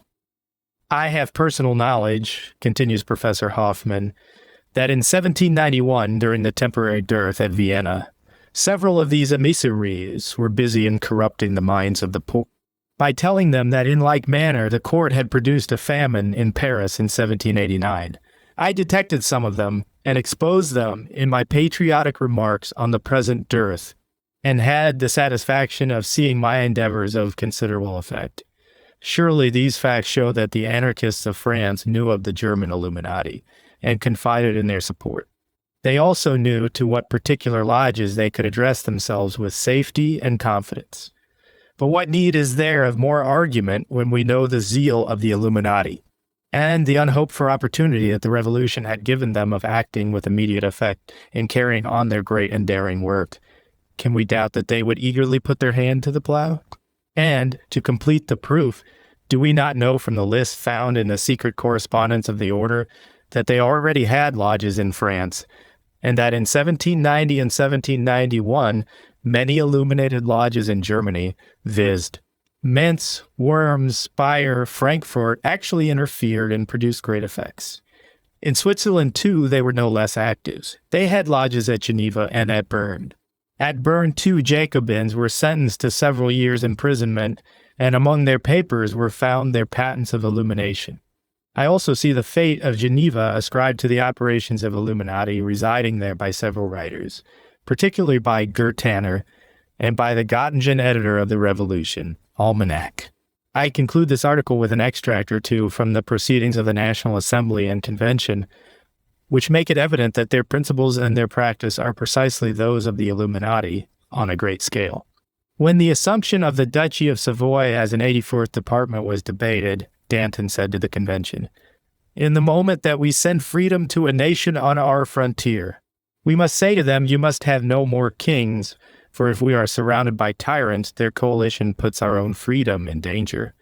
When the French nation sent us hither, it created a great committee for the general insurrection of the people. On the 19th of November, 1792, it was decreed that the convention, in the name of the French nation, tenders help and fraternity to all people who would recover their liberty. On the 21st of November, the president of the convention said to the pretended deputies of the Duchy of Savoy, representatives of an independent people, important to mankind was the day when the National Convention of France pronounced its sentence, royal dignity is abolished. From that day, many nations will, in future, reckon the era of their political existence. From the beginning of civil establishments, kings have been in opposition to their nations, But now they rise up to annihilate kings. Reason, when she darts her rays into every corner, lays open eternal truths. She alone enables us to pass sentence on despots, hitherto the scarecrow of other nations. But the most distinct exhibition of principle is to be seen in a report from the diplomatic committee, who were commissioned to deliberate on the conduct which France was to hold with other nations. On this report was founded the decree of the 15th of December 1793. The reporter addresses the convention as follows. The committees of finance and war ask in the beginning, what is the object of the war which we have taken in hand? Without all doubt, the object is the annihilation of all privileges, war with the palaces, peace with the cottages. These are the principles on which your declaration of war is founded. All tyranny, all privilege must be treated as an enemy in the countries where we set our foot. This is the genuine result of our principles, but it is not with kings alone that we are to wage war. Were these our sole enemies, we should only have to bring down 10 or 12 heads. We have to fight with all their accomplices, with the privileged orders who devour and have oppressed the people during many centuries. We must therefore declare ourselves for a revolutionary power in all the countries into which we enter. Loud applauses from the assembly. Nor need we put on the cloak of humanity. We disdain such little arts. We must clothe ourselves with all the brilliancy of reason and all the force of the nation. We need not mask our principles. The despots know them already. The first thing we must do is to ring the alarum bell for insurrection and uproar. We must, in a solemn manner, let the people see the banishment of their tyrants and privileged caste. Otherwise, the people accustomed to their fetters will not be able to break their bonds. It will effect nothing. Merely to excite a rising of the people, this would only be giving them words instead of standing by them. And since in this manner we ourselves are the revolutionary administration, all that is against the rights of the people must be overthrown at our entry. We must display our principles by actually destroying all tyranny, and our generals, after having chased away the tyrants and their satellites, must proclaim to the people that they have brought them happiness, and then on the spot they must suppress tithes, feudal rights, and every species of servitude. But we shall have done nothing if we stop here. Aristocracy still domineers. We must therefore suppress all authorities existing in the hands of the upper classes. When the revolutionary authority appears, there must nothing of the old establishment remain. A popular system must be introduced. Every office must be occupied by new functionaries, and the sans-culottes must everywhere have a share in the administration.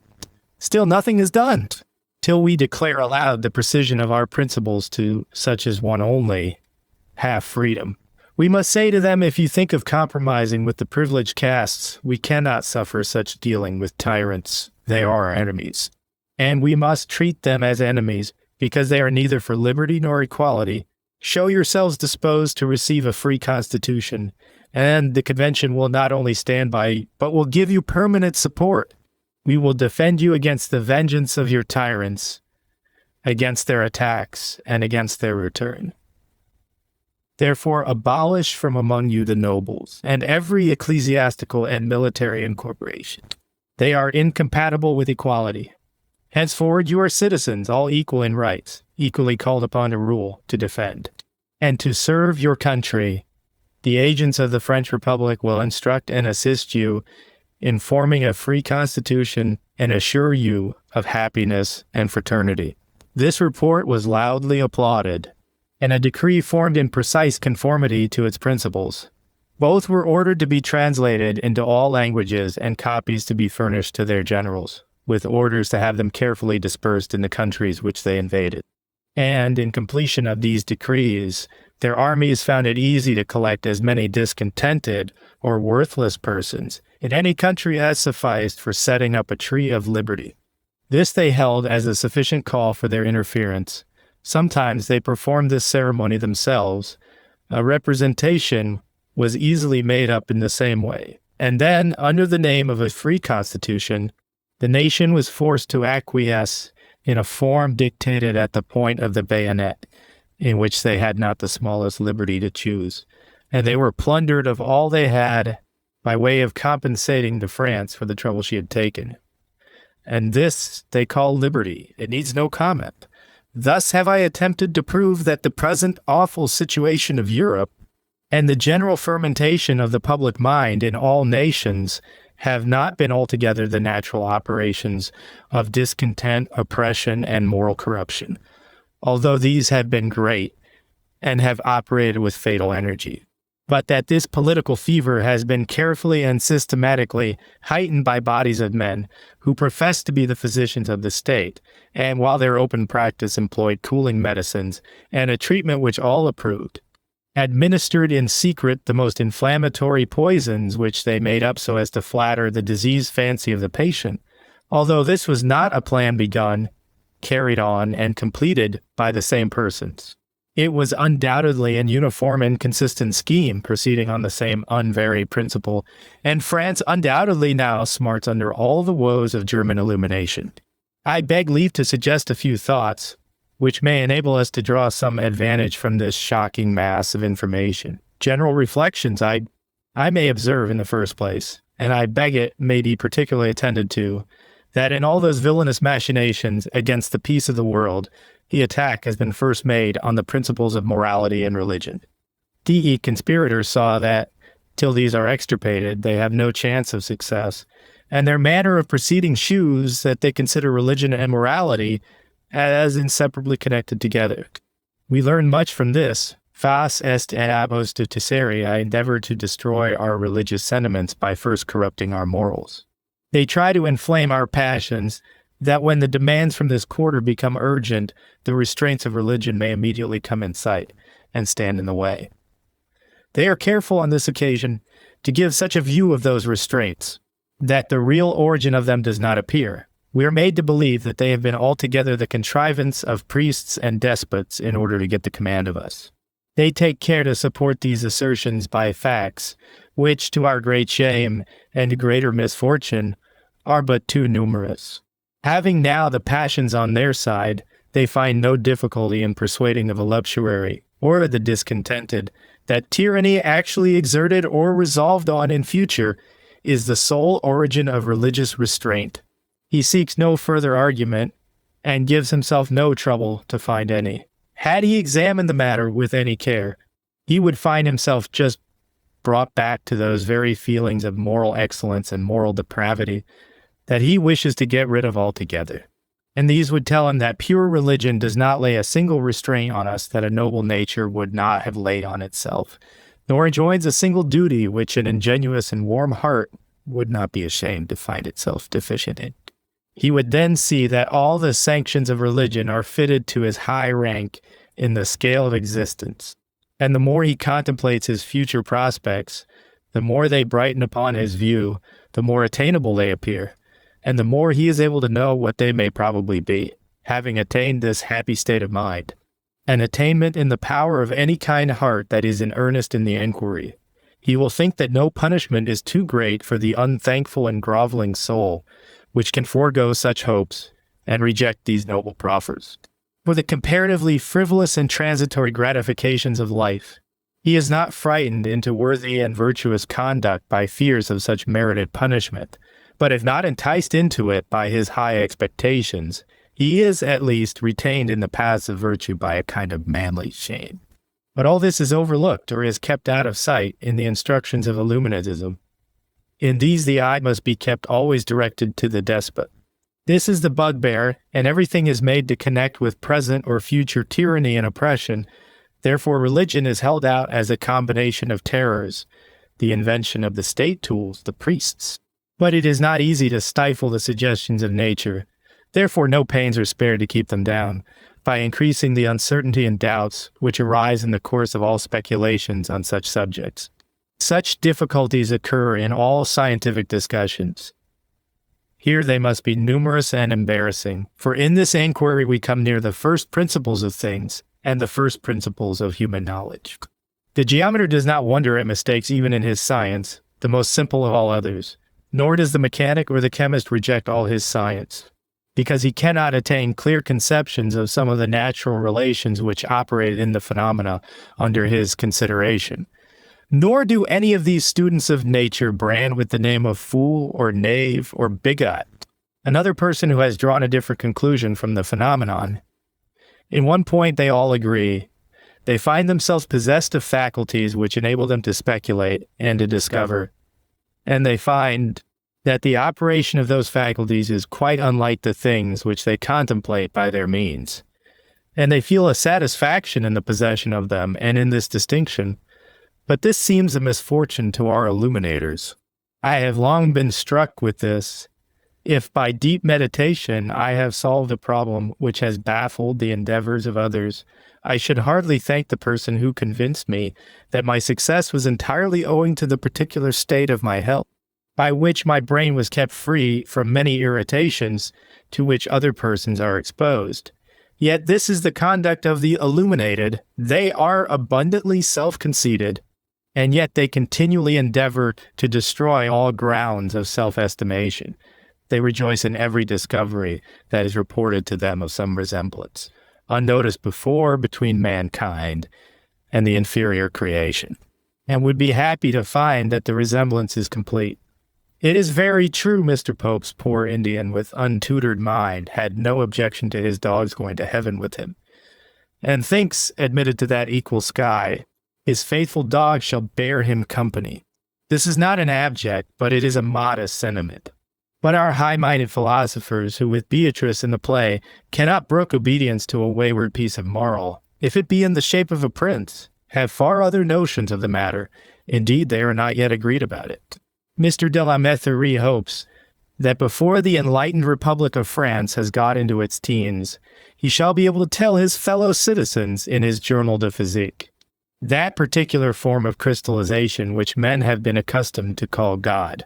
Dr. Priestley again deduces all intelligence from elastic undulations, and will probably think that his own great discoveries have been the quiverings of some fiery marsh miasma. While Pope's poor Indian hopes to take his dog to heaven with him, these illuminators hope to die like dogs, and that both soul and body shall be as if they never had been. Is not this a melancholy result of all our illumination? It is of a piece with the termination of the ideal philosophy, viz., professed and total ignorance. Should not this make us start back and hesitate before we pout like wayward children at the hardships of civil subordination, and before we make a sacrifice to our ill humor of all that we value ourselves for?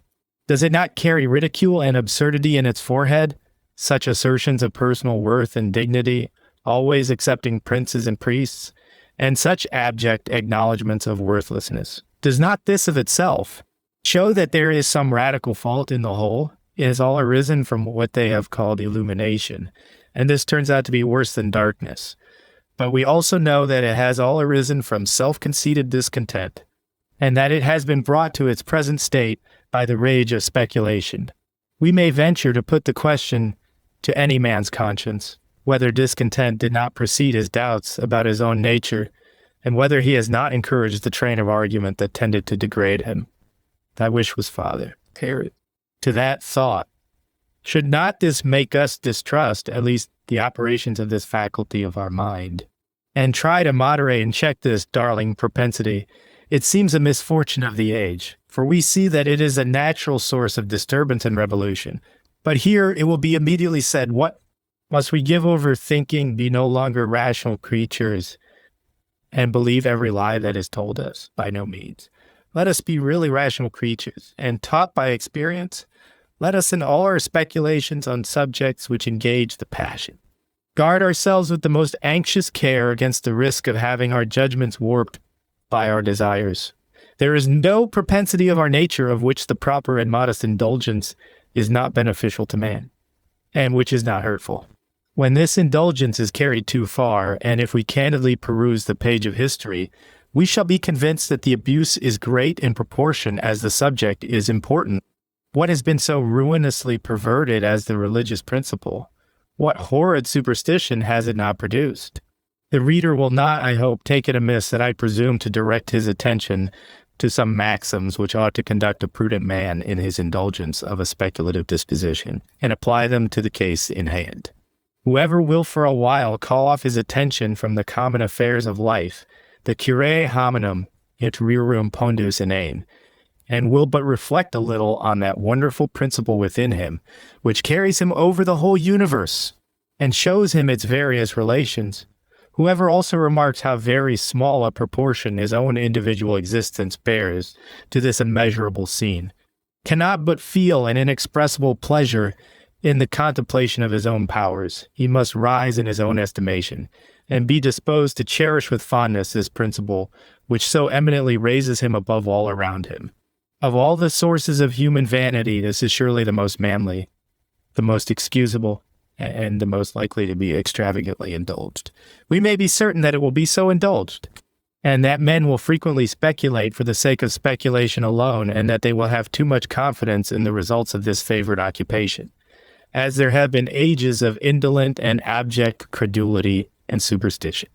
It is next to certain that there are also times of wild and extravagant speculation, and when we see it becoming a sort of general passion, we may be certain that this is a case in point.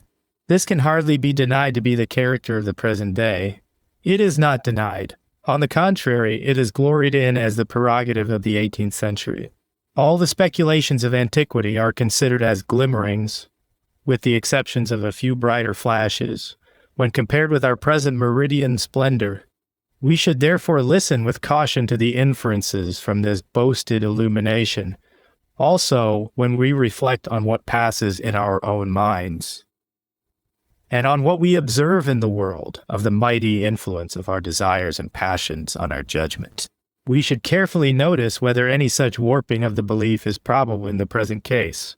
That it is so is almost certain, for the general and immediate effect of this illumination is to lessen or remove many restraints, which the sanctions of religion lay on the indulgence of very strong passions, and to diminish our regard for a certain purity or correctness of manners, which religion recommends as the only conduct suited to our noble natures, and as absolutely necessary for attaining that perfection and happiness of which we are capable. For surely if we take away religion, it will be wisdom to eat and to drink, since tomorrow we die. If, moreover, we see this illumination extolled above all science, as friendly to virtue, as improving the heart, and as producing a just morality, which will lead to happiness both for ourselves and others, but perceive at the same time that these assertions are made at the expense of principles, which our natural feelings force us to venerate as supreme and paramount to all others, we may then be certain that our informer is trying to mislead and deceive us.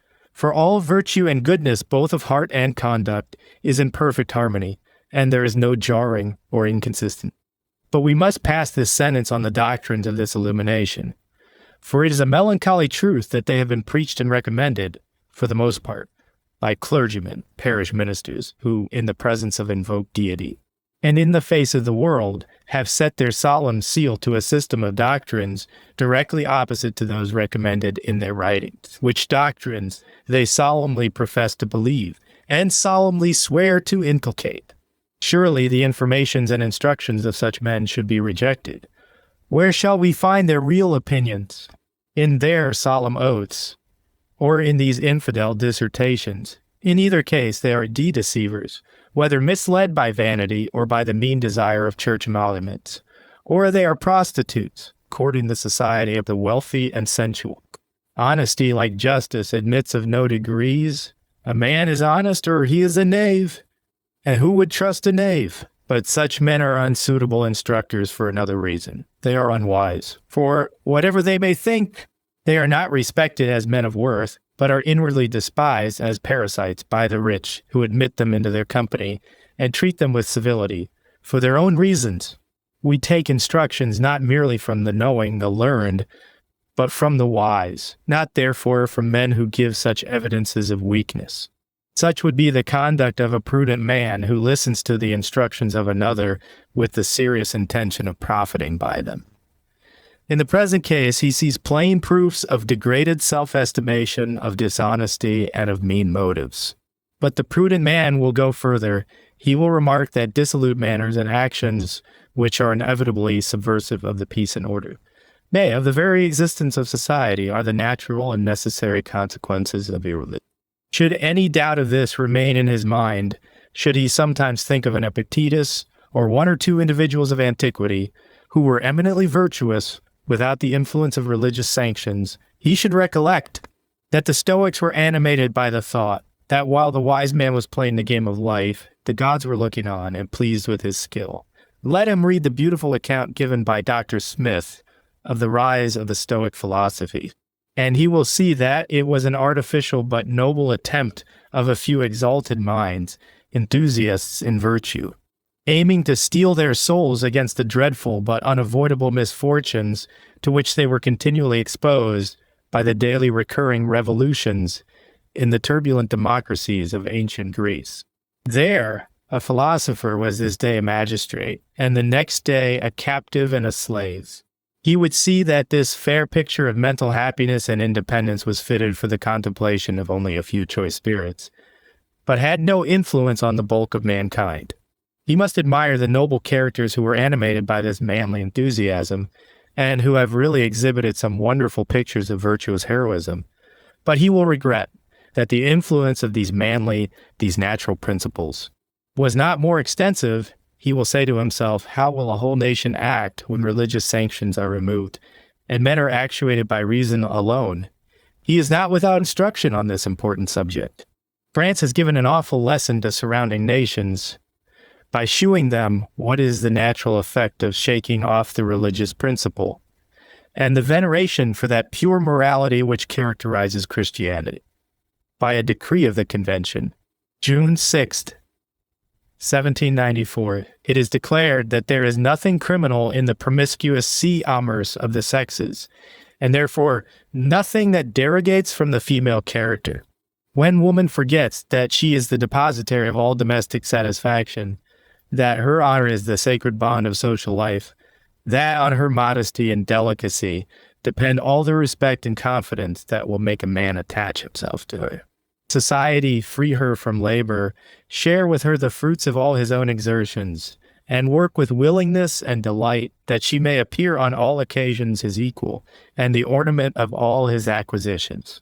In the very argument which this selected body of senators has given for the propriety of this decree, it has degraded woman below all estimation. It is to prevent her from murdering the fruit of unlawful love, by removing her shame, and by relieving her from the fear of want. The senators say the Republic wants citizens, and therefore must not only remove this temptation of shame, but must take care of the mother while she nurses the child. It is the property of the nation and must not be lost. The woman all the while is considered only as the she-animal, the breeder of sans culottes. This is the just morality of illumination. It is really amusing, for things revolting to nature now amuse, to observe with what fidelity the principles of the Illuminati have expressed the sentiments which take possession of a people who have shaken off the sanctions of religion and morality. The following is part of the address to Sicarian and the company mentioned in page 257. Once more, Sicarian, I indulge you with a look behind you to the flowery days of childhood. Now look forwards, young woman. The holy circle of the marriageable man baron welcome you. Young men, honor the young woman, the future breeder, Gabaron then to all. Rejoice in the dawn, illumination, and of freedom. Nature at last enjoys her sacred never-fading rights. Long was her voice kept down by civil subordination. But the days of your majority now draw nigh, and you will no longer under the authority of guardians. Account it a reproach to consider with enlightened eyes the secret workshops of nature, and to enjoy your work and duty. Minos thought this very fine, but it raised a terrible disturbance and broke up the assembly. Such are the effects of this boasted enlightening of the human mind with respect to religion and morality. Let us next consider what is the result of the mighty informations which we have got in respect of our social or political connections to people. We have learned the sum total of this political illumination, and see that, if true, it is melancholy, destructive of our present comforts, numerous as they are, and affords no prospect of redress from which we can profit, but, on the contrary, plunges mankind into dissension, mutual injury, and universal misery, and all this for the chance only of prevailing in the contest, and giving our posterity a chance of going on in peace, if no change shall be produced, as in former times, by the efforts of ambitious men.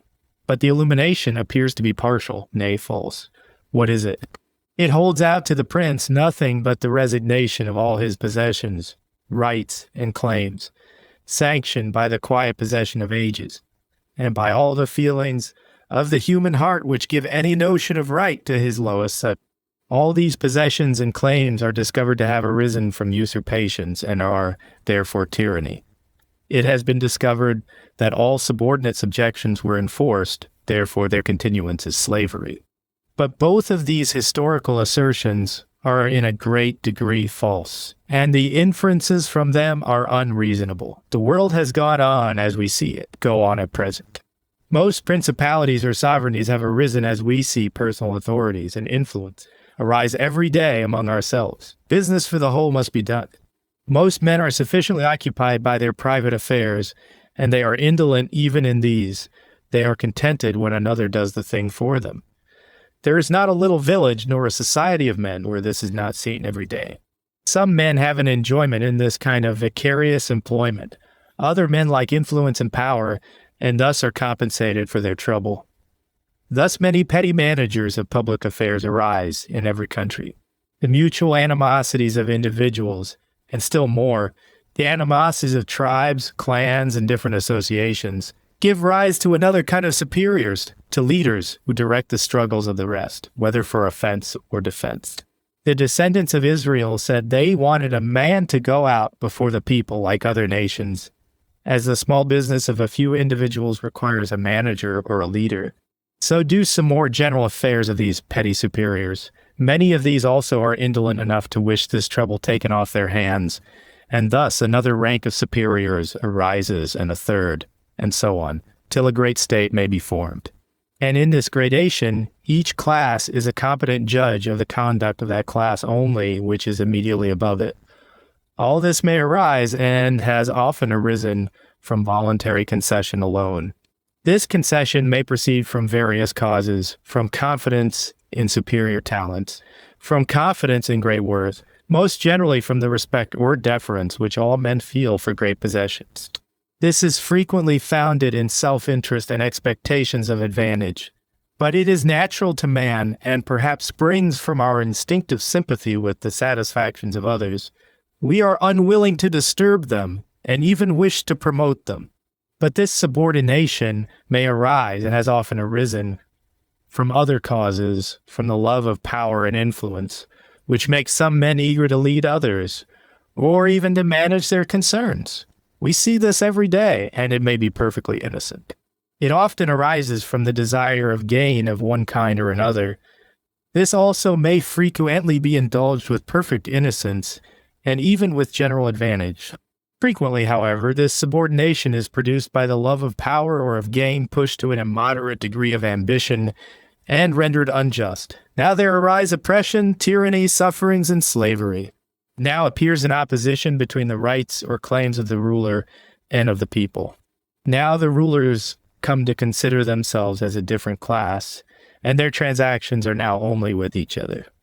Prince becomes the rival or the enemy of prince, and in their contest one prevails, and the dominion is in luck. This rivalship may have begun in any rank of superiors, even between the first managers of the affairs of the smallest communities, and it must be remarked that they only are the immediate gainers or losers in the contest, while those below them live at ease, enjoying many advantages of the delegation of their own concerns. No human society has ever proceeded purely in either of these two ways, but there has always been a mixture of both. But this process is indispensably necessary for the formation of a great nation, and for all the consequences that result only from such a coalition. Therefore it is necessary for giving rise to all those comforts and luxuries and elegances which are to be found only in great and cultivated states. It is necessary for producing such enjoyments as we see around us in Europe, which we prize so highly, and for which we are making all this stir and disturbance. I believe that no man who expects to be believed will positively assert that human nature and human enjoyments are not ameliorated by this cultivation. It seems to be the intention of nature, and notwithstanding the follies and vices of many, we can have little hesitation in saying that there are in the most cultivated nations of Europe, and even in the highest ranks of those nations, men of great virtue and worth, and of high accomplishment, nor can we deny that such men are the finest specimens of human nature. Rousseau indeed wrote a whimsical pamphlet, in which he had the vanity to think that he had proved that all these fruits of cultivation were losses to humanity and virtue. Yet Rousseau could not be contented with the society of the rude and unpolished. Although he pretended that he was almost the sole worshipper of pure virtue, he supported himself not by assisting the simple peasant, but by writing music and luscious novels for the pampered rich. This is the circumstance entirely overlooked, or artfully kept out of sight, in the boasted illumination of these days. No attention is paid to the important changes which have happened in national greatness, in national connection, in national improvement. Yet we never think of parting with any of the advantages, real or imaginary, which these changes have produced. Nor do we reflect that in order to keep a great nation together, to make it act with equality, or with preponderancy among other nations. The individual exertions must be concentrated, must be directed, and that this requires a ruler vested with supreme power and interested by some great and endearing motive, such as hereditary possession of this power and influence to maintain and defend this coalition of men.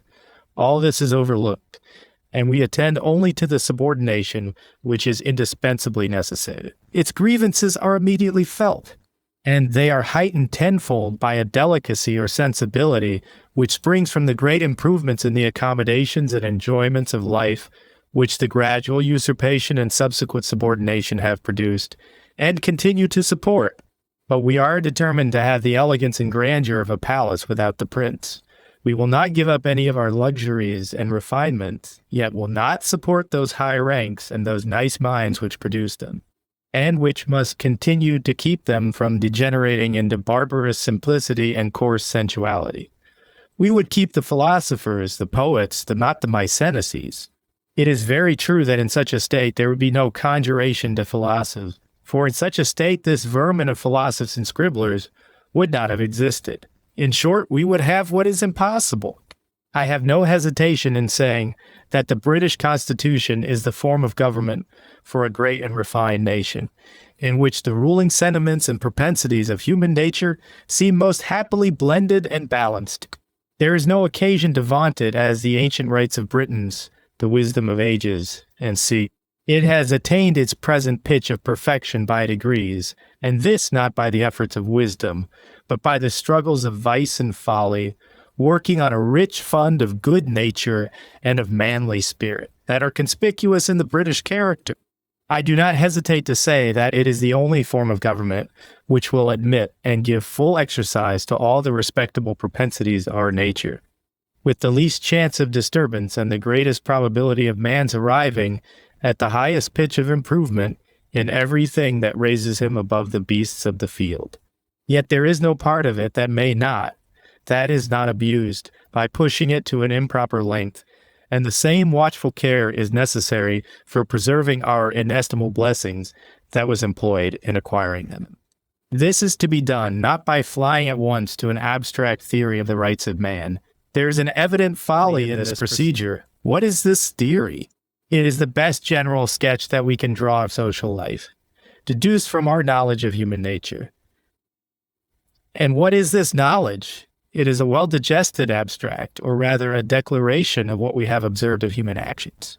What is the use, therefore, of this intermediate picture, this theory of the rights of man? It has a chance of being unlike the original. It must certainly have imperfections, therefore it can be of no use to us. We should go at once to the original. We should consider how men have acted. What have been their mutual expectations? Their fond propensities? What of these are inconsistent with each other? What are the degrees of indulgence which have been admitted in them all without disturbance? I will venture to say that whoever does this will find himself imperceptibly led to contemplate a mixed hereditary monarchy, and will figure to himself a parliament of king, lords, and commons, all looking at each other with somewhat of a cautious or jealous eye, while the rest of the nation are fitting, each under his own vine and under his own fig tree, and there is none to make him afraid. The Constitution of Great Britain. A most valuable result of such contemplation will be a thorough conviction that the grievance which is most clamorously insisted on is the inevitable consequence of the liberty and security which we enjoy.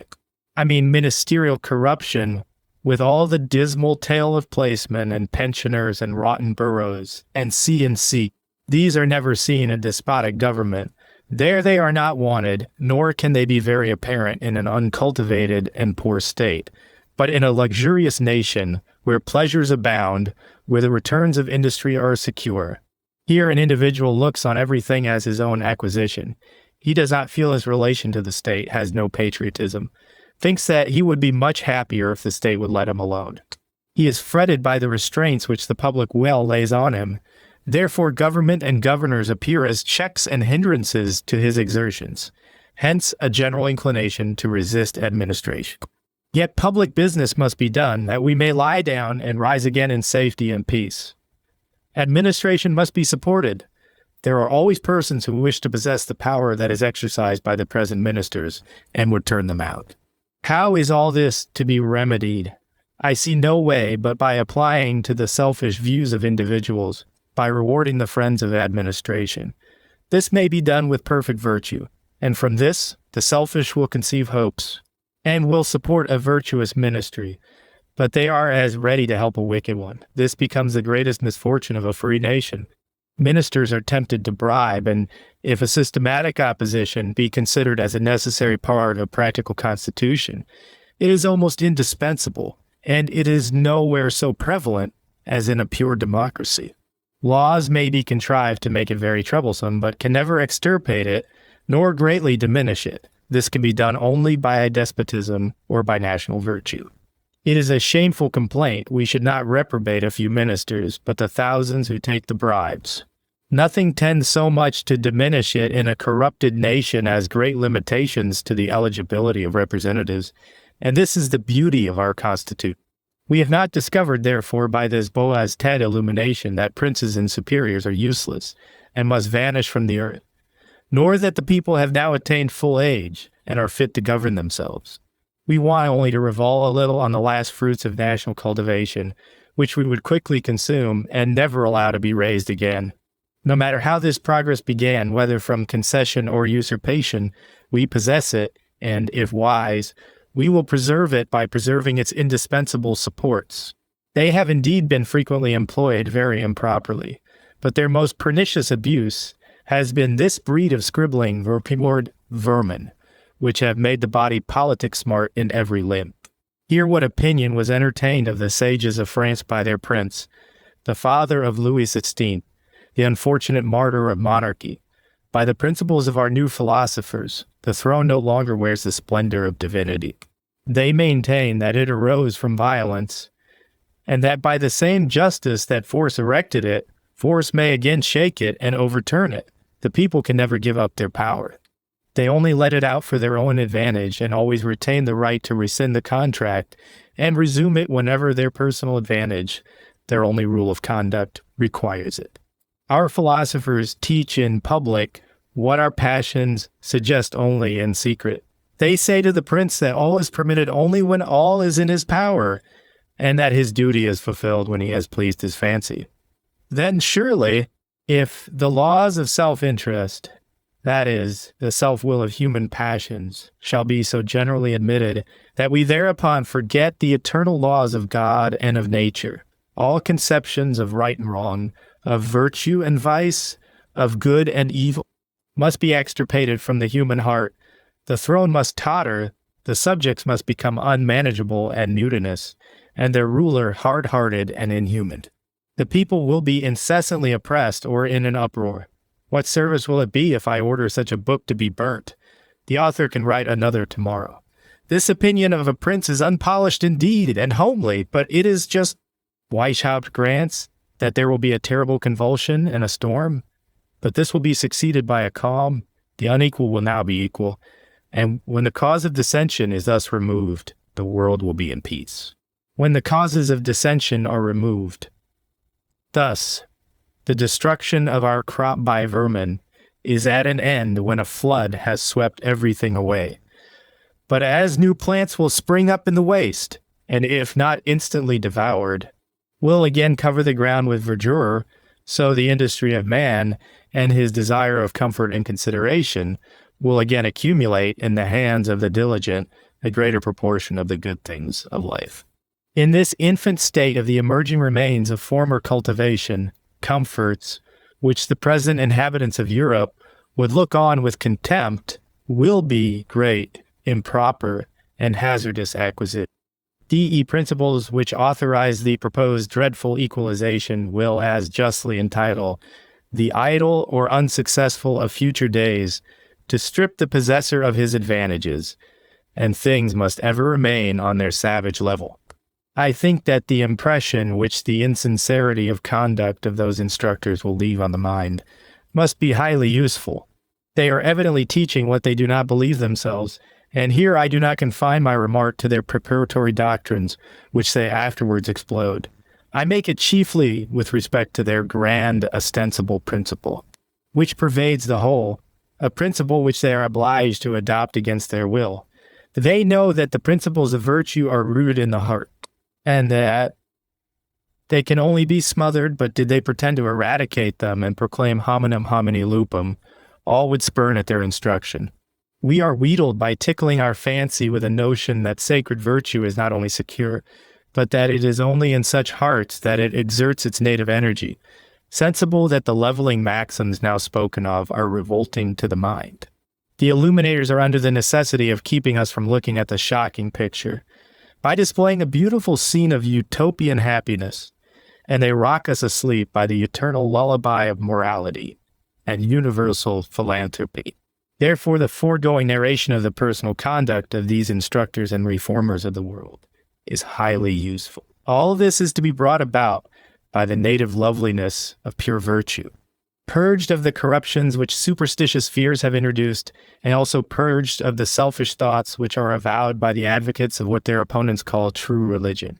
This is said to hold forth eternal rewards to the good and to threaten the wicked with dreadful punishment.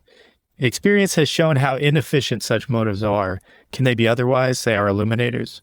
Are they not addressed to a principle that is ungenerous and selfish? But our doctrines, say they, touch the hearts of the worthy. Virtue is beloved for her own sake, and all will yield to her gentle sway. But look, reader, look at Spartacus, the murderer, at Cato, the keeper of poisons and the thief. Look at Tiberius, at Alcibiades, and the rest of the Bavarian pandemonium. Look at poor Bart. Go to France. Look at Liquinio, at Condorcet. Look at the monster Orleans. All were liars. Their divinity had no influence on their profligate minds. They only wanted to wheedle you by touching the strings of humanity and goodness which are yet braced up in your heart, and which still yield sweet harmony if you will accompany their notes with those of religion, and neither clog them with the groveling pleasures of sense, nor damp the whole with the thought of eternal silence. De la Metherie says, Jour de Feast. Navi, 1792. That Condorcet was brought up in the house of the old Duke of Rochefoucauld, who treated him as his Esson, got Turgot to create a lucrative office for him, and raised him to all his eminence. Yet he pursued him with malicious reports, and actually employed ruffians to assassinate him. Yet is Condorcet's writing a model of humanity and tenderness, a most worthy and accomplished gentleman, who took refuge in this country, leaving behind him his property and friends, to whom he was most tenderly attached, often said to me that nothing so much affected him as the revolution in the hearts of men. Characters which were unspotted, hearts thoroughly known to himself, having been tried by many things which search the inmost folds of selfishness or malevolence. In short, persons whose judgments were excellent, and on whose worth he could have rested his honor and his life, so fascinated by the contagion that they came at last to behold, and even to commit the most atrocious crimes with delight. He used sometimes to utter a sigh which pierced my heart, and would say that it was caused by some of those things that had come across his thoughts. He breathed his last among us, declaring that it was impossible to recover peace of mind without a total oblivion of the wickedness and miseries he had beheld. What a valuable advice! Let him that thinketh he standeth take heed lest he fall. When the prophet told Hazael that he would betray his prince, he exclaimed, Is thy servant a dog that he should do such a thing? Yet next day he murdered him. Never since the beginning of the world has true religion received so complete an acknowledgment of her excellence as has been extorted from the fanatics who have attempted to destroy her. Religion stood in their way, and the wretch Marat, as well as the steady villain Weishaupt, saw that they could not proceed till they had eradicated all sentiments of the moral government of the universe. Human nature, improved as it has been by religion, shrunk from the talks that were imposed, and it must therefore be brutalized. The Grand Confederation was solemnly sworn to by millions in every corner of France, but, as Mirabeau said of the Declaration of the Rights of Man, it must be made only the almanac of the bygone year. Therefore Lequinio must write a book declaring oaths to be nonsense, unworthy of Sans-Culottes, and all religion to be a farce. Not long after, they found that they had some use for a god, but he was gone, and they could not find another. Their constitution was gone, and they have not yet found another. What is now left them, on which they can depend for awing a man into a respect for truth in his judicial declarations? What but the honor of a citizen of France, who laughs at all engagements which he has broken again and again? Religion has taken off with her every sense of human duty. What can we expect but villainy from an Archbishop of Paris in his chapter, who made a public profession that they had been playing the villains for many years, teaching what they thought to be a bundle of lies? W-hat, but the very thing which they have done, cutting each other's throats. Have not the enlightened citizens of France applauded the execution of their fathers? Have not the furies of Paris denounced their own children? But turn your eyes from the horrifying spectacle and think on your own noble descent and alliance. You are not the accidental productions of a fatal chaos, but the work of a great artist, creatures that are cared for, born to noble prospects, and conducted to them by the plainest and most simple precepts, to do justly, to love mercy, and to walk humbly before God, not bewildered by the false and fluttering glare of French philosophy, but conduced by this clear single light, perceivable by all, do to others what you should reasonably expect them to do to you. Think not the muse whose sober voice you hear contracts with bigot frown her fallen brow, casts round religion's orb the mists of fear, or shades with horror what with smiles should glow. Now she would warn you with seraphic fire, heirs as ye are, heaven's eternal day, would bid you boldly to that heaven aspire, not sink in slumber in your cells of clay. Is this the bigot's rant? Away, ye vain, your doubts, your fears, in gloomy dullness steep. Go, soothe your souls in sickness, death, or pain, with the sad solace of eternal sleep. Yet no, vain skeptics, no, almighty mind, who breathed on man a portion of his fire, bade his free soul, by earth nor time confined, to heaven, to immortality aspire. Nor shall this pile of hope, his bounty reared, by vain philosophy be e'er destroyed. Eternity, by all or hopped or feared, shall be by all or suffered or enjoyed. Mason, the unfortunate prince who has taken refuge in this kingdom, and whose situation among us is an illustrious mark of the generosity of the nation, and of the sovereignty of its laws, said to one of the gentlemen about him, that if this country was to escape the general wreck of nations, it would owe its preservation to religion, when this was doubted and it was observed that there had not been wanting many religionists in France. True, said the prince, but they were not in earnest. I see here a serious interest in the thing. The people know what they are doing when they go to church. They understand something of it, and take an interest in it. May his observation be just and his expectations be fulfilled. I would again call upon my countrywomen with the most earnest concern, and beseech them to consider this subject as of more particular importance to themselves than even to the men, while woman is considered as a respectable moral agent, training along with ourselves for endless improvement. Then, and only then, will she be considered by lordly man as his equal. Then, and only then, will she be allowed to have any rights, and those rights be respected. Strip women of this prerogative, and they become the drudges of man's indolence, or the pampered playthings of his idle hours, subject to his caprices, and slaves to his mean passions. Soon will their present empire of gallantry be over.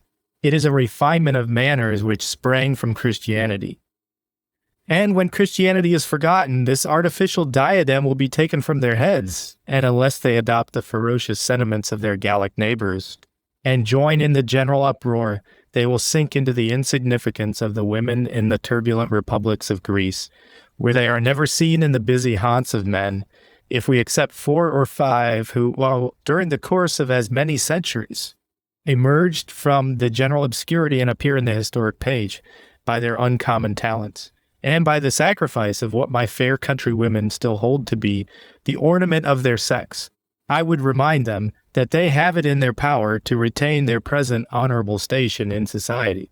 They are our early instructors, and while mothers in the respectable stations of life continued to inculcate on the tender minds of their sons a veneration for the precepts of religion, their pliant children, receiving their instructions along with the affectionate caresses of their mothers, got impressions which long retained their force, and which protected them from the impulses of youthful passions, till ripening years fitted their minds for listening to serious instruction from their public teachers. Sobriety and decency of manners were then no slur on the character of a youth, and he was thought capable of struggling for independence or preeminence, fit either for supporting or defending the state, although he was neither a topper nor a rake. I believe that no man who has seen 30 or 40 years of life will deny that the manners of youth are sadly changed in this respect, and without presuming to say that this has proceeded from the neglect and almost total cessation of the moral education of the nursery, I think myself well warranted, from my own observation, to say that this education and the sober manners of young men have quitted us together. Some will call this prudery and croaking, but I am almost transcribing from Cicero and from Quintilian. Cornelia, Aurelia, Attia, and other ladies of the first rank are praised by Cicero only for their eminence in this respect, but not because they were singular. Quintilian says that in the time immediately prior to his own, it had been the general practice of the ladies of rank to superintend the moral education both of sons and daughters. But of late, says he, they are so engaged in continual and corrupting amusements, such as the shows of gladiators, horse racing, and deep play, that they have no time and have yielded their places and tutors, outcasts of a nation more subdued by their own vices than by the Roman arms. I dare say this was laughed at as croaking about the corruption of the age. But what was the consequence of all this? The Romans became the most abandoned voluptuaries, and Tio preserved their mean pleasures. They crouched as willing slaves to a succession of the vilest tyrants that ever disgraced humanity.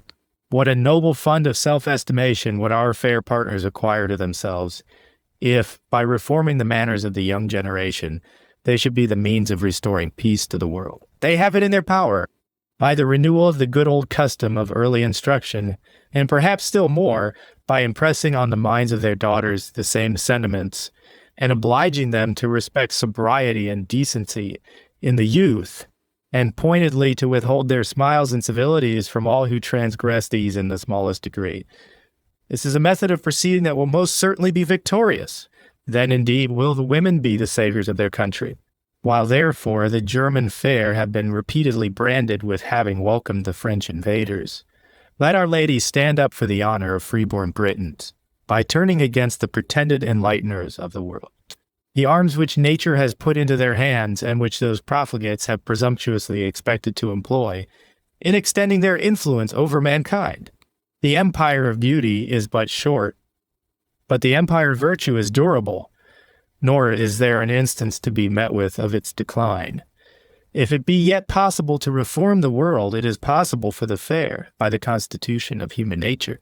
They must always appear as the ornament of human life, and be the objects of fondness and affection, so that if anything can make head against the selfish and overbearing dispositions of man, it is his respectful regard for the sex. But mere fondness has but little of the rational creature in it, and we see it harbor every day in the breast that is filled with the meanest and most turbulent passions. Now where is it so strong as in the herons of the East? And as long as the women ask nothing of the men but fondness and admiration, they will get nothing else. They will never be respected. But let them rouse themselves, assert their dignity by shewing their own elevated sentiments of human nature, and by asking up to this claim, and they may then command the world. I have met with this charge in many places, and one book in particular, written by a Prussian general officer who was in the country overrun by the French troops, gives a detail of the conduct of the women that is very remarkable. He also says that infidelity has become very prevalent among the ladies in the higher circles. Indeed, this melancholy account is to be found in many passages of the private correspondence of the Illuminati, v. Another good consequence that should result from the account that has been given of the proceedings of this conspiracy is that since the fascinating picture of human life, by which men have been wheedled into immediate anarchy and rebellion, is insincere and a mere artificial creature of the imagination, it can have no steadiness, but must be changed by every freak of fancy, or by every ingenious sophist who can give an equal plausibility to whatever suits his present views. It is as much an airy phantom as any other whim of Freemasonry, and has no prototype, no original pattern in human nature, to which recourse may always be had to correct mistakes and keep things in a constant tenor. Has not France given the most unequivocal proofs of this? Was not the Declaration of the Rights of Man the production of their most brilliant illuminators, a picture in abstracto, where man was placed at a distance from the eye, that no false light of local situation might pervert the judgment or engage the passions? Was it not declared to be the masterpiece of human wisdom? Did not the nation consider it at leisure? And having it continually before their eyes, did they not, step by step, give their assent to the different articles of their constitution, derived from it and fabricated by their most choice illuminator? And did not this constitution draw the applauses of the bright geniuses of other nations, who by this time were busy in persuading each his countryman that they were ignoramuses in statistics, and patient slaves of oppression or of ancient prejudices? Did not panegyrics on it issue from every garret in London? Where is it now? Where is its successor?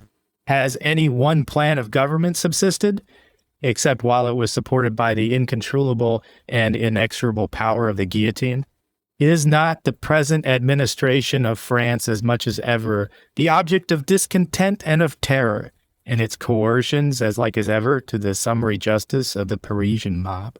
Is there any probability of its permanency in a state of peace, when the fears of a foreign enemy no longer give a consolidation to their measures, and oblige them either to agree among themselves or immediately to perish? The above accounts evince in the most uncontrovertible manner the dangerous tendency of all mystical societies and of all associations who hold secret meetings. We see that their uniform progress has been from frivolity and nonsense to wickedness and sedition. Weishaupt has been at great pains to shew the good effects of secrecy in the association, and the arguments are valid for this purpose. But all his arguments are so many dissuasive advices to every thinking and sober mind. The man who really wishes to discover an abstruse truth will place himself, if possible, in a calm situation, and will by no means expose himself to the impatient hankering for secrets and wonders, and he will always fear that a thing which resolutely conceals itself cannot bear the light. All who have seriously employed themselves in the discovery of truth have found the great advantages of open communication, of sentiment. And it is against common sense to imagine that there is anything of vast importance to mankind which is yet a secret, and which must be kept a secret in order to be useful. This is against the whole experience of mankind, and surely to hug in one's breast a secret of such mighty importance is to give the lie to all our professions of brotherly love. What a solecism! A secret to enlighten and reform the whole world. We render all our endeavors impotent when we grasp at a thing beyond our power. Let an association be formed with a serious plan for reforming its own members, and let them extend in numbers in proportion as they succeed. This might do some good, but must the way of doing this be a secret? It may be to many who will not look for it where it is to be found. It is this: do good, seek peace, and pursue it. But it is almost affronting the reader to suppose arguments necessary on this point. If there be a necessity for secrecy, the purpose of the association is either frivolous or it is selfish. Now, in either case, the danger of such secret assemblies is manifest. Mere frivolity can never seriously occupy men come to age. And accordingly, we see that in every quarter of Europe where Freemasonry has been established, the lodges have become seedbeds of public mischief. I believe that no ordinary brother will say that the occupations in the lodges are anything better than frivolous, very frivolous indeed. The distribution of charity needs be no secret, and it is but a very small part of the employment of the meeting. This being the case, it is in human nature that the greater we suppose the frivolity of such an association to be, the greater is the chance of its ceasing to give sufficient occupation to the mind, and the greater is the risk that the meetings may be employed to other purposes which require concealment. When this happens, self-interest alone must prompt and rule, and now there is no length that some men will not go, when they think themselves in no danger of detection and punishment. The whole proceedings of the secret societies of Freemasons on the continent, and I am authorized to say of some lodges in Britain, have taken one turn, and this turn is perfectly natural. In all countries there are men of licentious morals. Such men wish to have a safe opportunity of indulging their wits in satire and sarcasm, and they are pleased with the support of others. The desire of making proselytes is in every breast, and it is whetted by the restraints of society. And all countries have discontented men whose grumblings will raise discontent in others, who might not have attended to some of the trifling hardships and injuries they met with, had they not been reminded of them. To be discontented and not to think of schemes of redress is what we cannot think natural or manly. And where can such sentiments and schemes find such safe utterance and such probable support as in a secret society? Freemasonry is innocent of all these things, but Freemasonry has been abused, and at last totally perverted, and so will and must any such secret association, as long as men are licentious in their opinions or wicked in their dispositions. It were devoutly to be wished, therefore, that the whole fraternity would imitate the truly benevolent conduct of those German lodges who have formerly broken up, and made a patriotic sacrifice of their amusement to the safety of the state. I cannot think the sacrifice great or costly. It can be no difficult matter to find as pleasing a way of passing a vacant hour, and the charitable deeds of the members need not diminish in the smallest degree. Every person's little circle of acquaintance will give him opportunities of gratifying his kind dispositions, without the chance of being mistaken in the worth of the person on whom he bestows his favors. There is no occasion to go to St. Petersburg for a poor brother, nor to India for a convert to Christianity, as long as we see so many sufferers and infidels among ourselves. But not only are secret societies dangerous, but all societies whose object is mysterious. The whole history of man is a proof of this position. In no age or country has there ever appeared a mysterious association which did not in time become a public nuisance. Ingenious or designing men of letters have attempted to show that some of the ancient mysteries were useful to mankind, containing rational doctrines of natural religion. This was the stronghold of Weishaupt, and he quotes the Eleusinian, the Pythagorean, and other mysteries. But surely their external signs and tokens were everything that is shocking to decency and civil order. It is uncommon presumption for the learned of the 18th century to pretend to know more about them than their contemporaries, the philosophers, the lawgivers of antiquity. These give no such account of them. I would desire any person who admires the ingenious dissertations of Dr. Warburton to read a dull German book called Charakteristik der Mysterien, der Alten, published at Frankfurt in 1787. The author contents himself with a patient collection of every scrap of every ancient author who has said anything about them. If the reader can see anything in them but the most absurd and immoral polytheism and fable, he must take words in a sense that is useless in reading any other piece of ancient composition.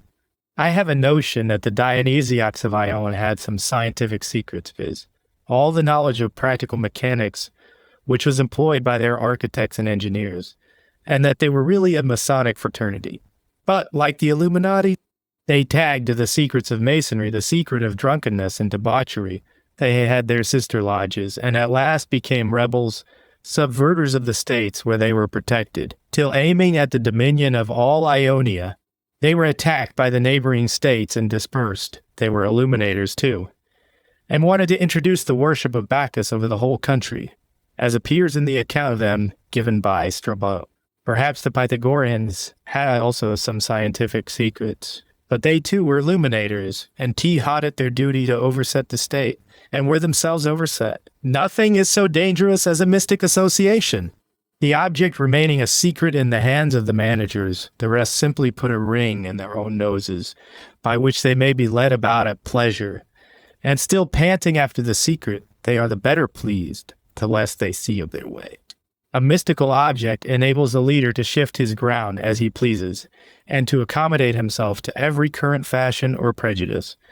This again gives him almost unlimited power, for he can make use of these prejudices to lead men by troops. He finds them already associated by their prejudices and waiting for a leader to concentrate their strength and set them in motion. And when once great bodies of men are set in motion, with a creature of their fancy for a guide, even the engineer himself cannot say, "Thus far shalt thou go, and no farther." 7 feet. We may also gather from what we have seen that all declamations on universal philanthropy are dangerous.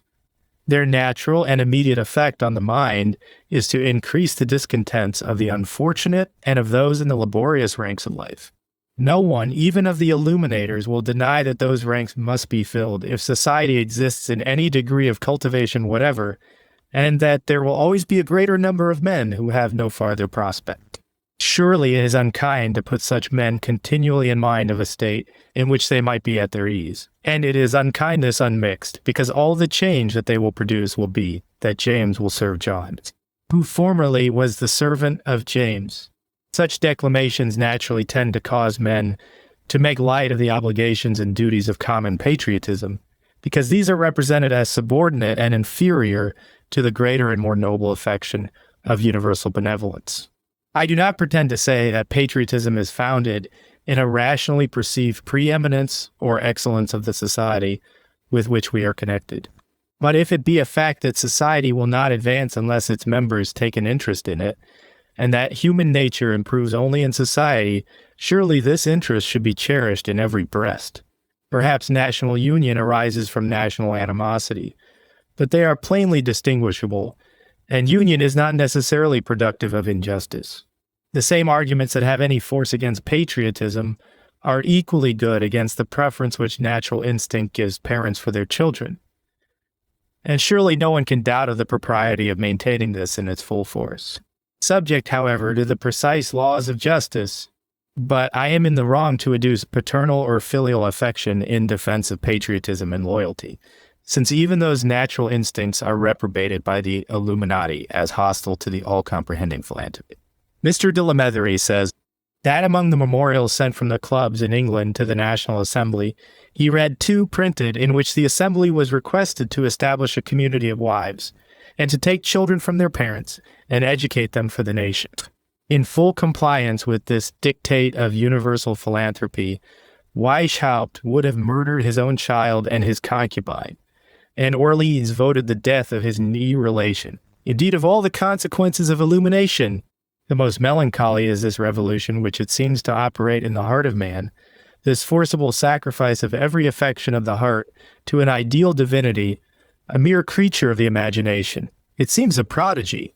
Yet it is a matter of experience that the farther we advance or vainly suppose that we do advance in the knowledge of our mental powers, the more are our moral feelings flattened and done away. I remember reading long ago a dissertation on the nursing of infants by a French academician, Lecointre of Versailles. He indelicately supports his theories by the case of his own son, a weak, puny infant, whom his mother was obliged to keep continually applied to her bosom, so that she rarely could get 2 hours of sleep during the time of suckling him. Mr. Lecointre says that she contracted for this infant unpartialite tout à fait déraisonnable. Plato, or Socrates, or Cicero would probably have explained this by the habitual exercise of pity, a very endearing emotion, but our academician, better illuminated, solves it by stimuli on the papillae and on the nerves of the skin, and by the meeting of the humifying aura and seat, and does not seem to think that young Lecointre was much indebted to his mother. It would amuse me to learn that this was the wretch Lecointre, major of the National Guards of Versailles, who countenanced and encouraged the shocking treason and barbarity of those ruffians on the 5th and 6th of October 1789. Complete freezing of the heart would, I think, be the consequence of a theory which could perfectly explain the affections by vibrations or crystallizations. Nay, any very perfect theory of moral sentiment must have something of this tendency. Perhaps the ancient systems of moral philosophy, which were chiefly searches after the summum bonum, and systems of moral duty, tended more to form and strengthen the heart and produce a worthy man than the most perfect theory of modern times, which explains every phenomenon by means of a nice anatomy of our affections. So far, therefore, as we are really more illuminated, it may chance to give us an easier victory over the natural or instinctive attachments of mankind, and make the sacrifice to universal philanthropy less costly to the heart. I do not, however, pretend to say that this is really the case, but I think myself fully warranted to say that increase of virtuous affections in general has not been the fruit of modern illumination. I will not again sicken the reader by calling his attention to Weishaupt and his associates or successors, but let us candidly contemplate the world around us, and particularly the perpetual advocates of universal philanthropy. What have been the general effects of their continual declamations? Surely very melancholy, nor can it easily be otherwise. An ideal standard is continually referred to. This is made gigantic by being always seen indistinctly, as through a mist, or rather, a fluttering air. In comparison with this, every feeling that we have been accustomed to respect vanishes as insignificant, and adopting the Jesuitical maxim that the great end sanctifies every mean, this sum of cosmopolitical good is made to eclipse, or cover all the present evils which must be endured for it. The fact now is that we are become so familiarized with enormities, such as brutality to the weaker sex, cruelty to old age, wanton refinement on barbarity, that we now hear unmoved accounts of scenes from which a few years ago we would have shrunk back with horror. With cold hearts and a metaphysical scale, we measure the present miseries of our fellow creatures and compare them with the accumulated miseries of former times, occasioned through a course of ages, and ascribe to the ambition of princes. In this artificial manner are the atrocities of France extenuated, and we struggle, and partly succeed, in reasoning ourselves out of all the feelings which link men together in society. The ties of father, husband, brother, friend, all are abandoned for an emotion which we must even strive to excite, universal philanthropy. But this is sad perversion of nature. He that loveth not his brother whom he hath seen, how can he love God whom he hath not seen? Still less can he love this ideal being, of which he labors to conjure up some indistinct and fleeting notion. It is also highly absurd, for in trying to collect the circumstances which constitute the enjoyments of this citizen of the world, we find ourselves just brought back to the very moral feelings which we are wantonly throwing away. Weishaupt allures us by the happiness of the patriarchal life as the summum bonum of man. But if it is anything more than eating and sleeping and squabbling with the neighboring patriarchs, it must consist in the domestic and neighborly affections and every other agreeable moral feeling, all which are to be had in our present state in greater abundance. But this is all a pretense. The wicked corrupters of mankind have no such views of human felicity, nor would they be contented with it. They want to intrigue and to lead. And their patriarchal life answers the same purpose of tickling the fancy as the Arcadia of the poets. Horace shows the frivolity of these declamations without formally announcing the moral in his pretty ode Beatus ille qui pro cul negotis. The usurer, after expatiating on this Arcadian felicity, hurries away to change and puts his whole cash again out to usury. Equally ineffective are the declamations of cosmopolitanism on a mind filled with selfish passions. They just serve it for a subterfuge.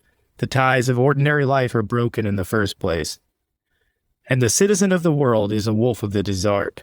The unhappy consequence is that the natural progress of liberty is retarded. Had this ignis fatuus not appeared and misled us, the improvements which true illumination has really produced, the increase in sciences and arts, and the improvement in our estimate of life and happiness would have continued to work silently and gradually in all nations, and those which are less fortunate in point of government would also have improved by little and little, without losing any sensible portion of their present enjoyments in the possession of riches or honors or power. Those pretensions would gradually have come to balance each other, and true liberty, such as Britons enjoy, might have taken place overall. Instead of this, the inhabitants of every state are put into a situation where every individual is alarmed and injured by the success of another, because all preeminence is criminal. Therefore, there must be perpetual jealousy and struggle. Princes are now alarmed, since they see the aim of the lower classes, and they repent of their former liberal concessions. All parties maintain a sullen distance and reserve. The people become unruly and the sovereign hard-hearted, so that liberty such as can be enjoyed in peace is banished from the country. When we see how eagerly the Illuminati endeavored to insinuate their brethren into all offices which gave them influence on the public mind, and particularly into seminaries of education, we should be particularly careful to prevent them, and ought to examine with anxious attention the manner of thinking of all who offer themselves for teachers of youth. There is no part of the secret correspondence of Spartacus and his associates, in which we see more varied and artful methods for securing pupils than in his own conduct respecting the students in the university and the injunctions he gives to others. There are two men, Socher and Drexel, who had the general inspection of the schools in the electorate. They are treated by Spartacus as persons of the greatest consequence, and the instructions given them stick at no kind of corruption. Weishaupt is at pains, circuitous and mean arts, to induce young gentlemen to come under his care, and to one whom he describes in another letter as a little master who must have much indulgence, he causes it to be intimated that in the quarters where he is to be lodged, he will get the key of the street door, so that he can admit whom he will.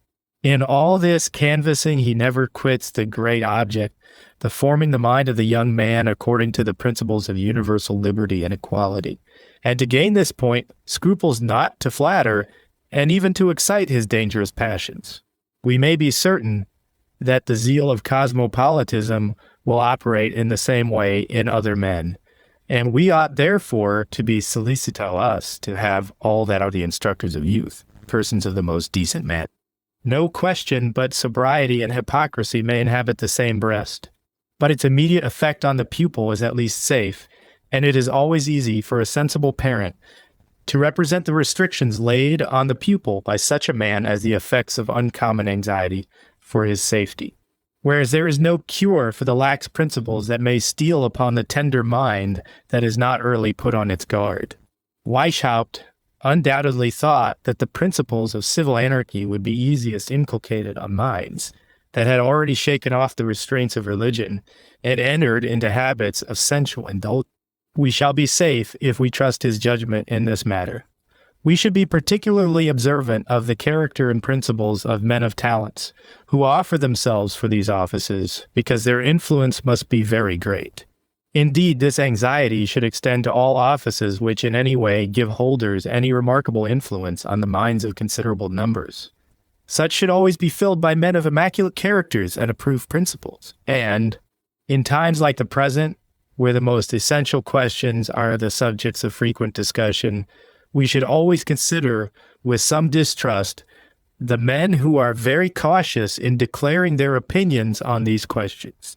It is a great misfortune undoubtedly to feel ourselves in a situation which makes us damp the enjoyments of life with so much suspicion. But the history of mankind shows us that many great revolutions have been produced by remote and apparently frivolous causes. When things come to a height, it is frequently impossible to find a cure, at any rate medicina sera peritur.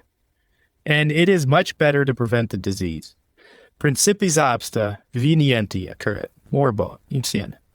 We know that the enemy is working among us, and that there are many appearances in these kingdoms which strongly resemble the contrivance of this dangerous association.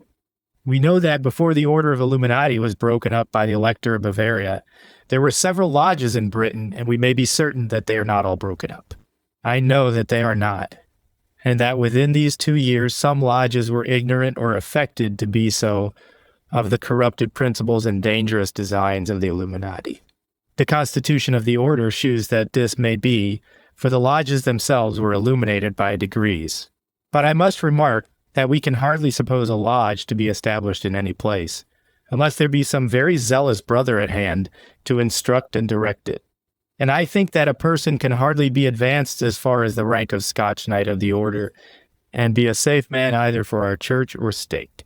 I am very well informed that there are several thousands of subscribing brethren in London alone, and we can hardly doubt but that many of that number are real advanced. The vocabulary also of the Illuminati is current in certain societies among us. These societies have taken the very name and constitution of the French and German societies. Corresponding, affiliated, provincial, rescript, convention, reading societies, citizen of the world, liberty and equality, the imprescriptible rights of man, and C. And must it not be acknowledged that our public arbiters of literary merit have greatly changed their manner of treatment of theological and political writings of late years? Till Paine's Age of Reason appeared, the most skeptical writings of England kept within the bounds of decency and of argument, and we have not, in the course of 2 centuries, one piece that should be compared with many of the blackguard productions of the German press. Yet even those performances generally met with sharp reproofs, as well as judicious refutation. This is a tribute of commendation to which my country is most justly entitled. In a former part of my life, I was pretty conversant in writings of this kind, and have seen almost every English performance of note. I cannot express the surprise and disgust which I felt at the number and the gross indecency of the German dissertations which have come in my way since I began this little history, and many of the titles which I observe in the Leipzig catalogue are such as I think no British writer would make use of. I am told that the licentiousness of the press has been equally remarkable in France, even before the Revolution. May this sense of propriety and decency long continue to protect us, and support the national character, for real good breeding as our attainments in manly science have hitherto gained us the respect of the surrounding nations. I cannot help thinking that British sentiment or British delicacy has changed.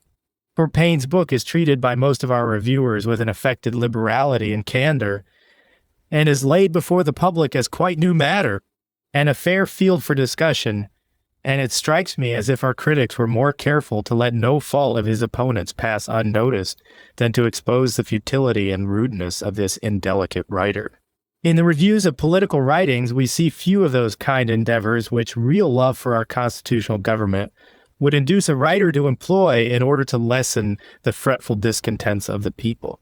And there is frequently betrayed a satisfaction at finding administration in straits, either through misconduct or misfortune. Real love for our country and its government would, I think, induce a person to mix with his criticisms some sentiments of sympathy with the embarrassment of a minister loaded with the business of a great nation. In a situation never before experienced by any minister, the critic would recollect that the minister was a man subject to error, but not necessarily nor altogether based. But it seems to be an assumed principle with some of our political writers and reviewers that government must always be in fault, and that everything needs a reform. Such were the beginnings on the continent, and we cannot doubt but that attempts are made to influence the public mind in this country in the very way that has been practiced abroad. Nay, hexy. The detestable doctrines of Illuminism have been openly preached among us, has not Dr. Priestley said, I think in one of his letters on the Birmingham riots, that if the condition of other nations be as much improved as that of France will be by the change in her system of government, the great crisis, dreadful as it may appear, will be a consummation devoutly to be wished for. And though calamitous to many, perhaps to many innocent persons, will be eventually glorious and happy. Is not this equivalent to Spartacus saying, true, there will be a storm, a convulsion, but all will be calm again? Does Dr. Priestley think that the British will part more easily than their neighbors in France with their property and honors, secured by ages of peaceable possession, protected by law? and acquiesced in by all who wish and hope that their own descendants may reap the fruits of their honest industry. Will they make a less manly struggle? Are they less numerous? Must his friends, his patrons, whom he has thanked and praised, and flattered, yield up all peaceably or fall in the general struggle? This writer has already given the most promising specimens of his own docility in the principles of Illuminatism, and has already passed through several degrees of initiation.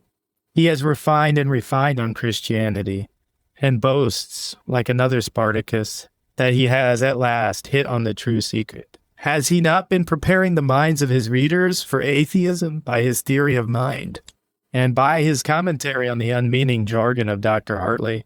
I call it unmeaning jargon, that I may avoid giving it a more apposite and disgraceful name. For if intelligence and design be nothing but a certain modification of the vibrationculae, or undulations of any kind, what is supreme intelligence but a more extensive, and perhaps they will call it refined undulation, pervading or mixing with all others? Indeed, it is in this very manner that the universal operation of intelligence is pretended to be explained, as any new or partial undulation may be superinduced on any other already existing. And this, without the least disturbance or confusion, so may the inferior intelligences in the universe be only superinductions on the operations of this supreme intelligence, which pervades them all, and thus an undulation of what? Surely of something prior to and independent of this modification is the cause of all the beings in the universe, and of all the harmony and beauty that we observe. And this undulation is the object of love and gratitude and confidence, that is. Of other kinds of undulations, fortunately, all this has no meaning.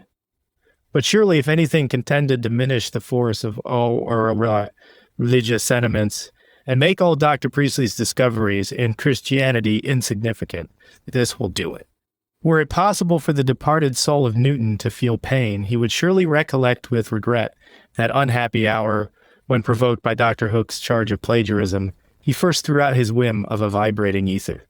To show what might be made of an hypothesis, for Sir Isaac Newton must be allowed to have paved the way for much of the atomical philosophy of the moderns. Newton's ether is assumed as a factotum by every precipitate sciolist, who, in despite of logic and in contradiction to all the principles of mechanics, gives us theories of muscular motion, of animal sensation, and even of intelligence and volition by the undulations of ethereal fluids. Not one of 100 of these theorists can go through the fundamental theorem of all this doctrine, the 47th prop of the 2D book of the Principia, and not 1 in 1,000 know that Newton's investigation is inconclusive. Yet they talk of the effects and modifications of those undulations as familiarly and confidently as if they could demonstrate the propositions in Euclid's Elements. Yet such is the reason that satisfies Dr. Priestley, but I do not suppose that he has yet attained his acme of illumination. His genius has been cramped by British prejudices. These need not sway his mind any longer. He is now in that rara temporis illoci, felicite uvis entire, que velis et que sentius dicere licet, in the country which was honored by giving the world the first avowed edition of the Age of Reason with the name of the shop and public. I make no doubt but that his mind will now take a higher flight, and we may expect to see him fire that train by which he boasted that he would blow up the religious establishment of his stupid and enslaved native country.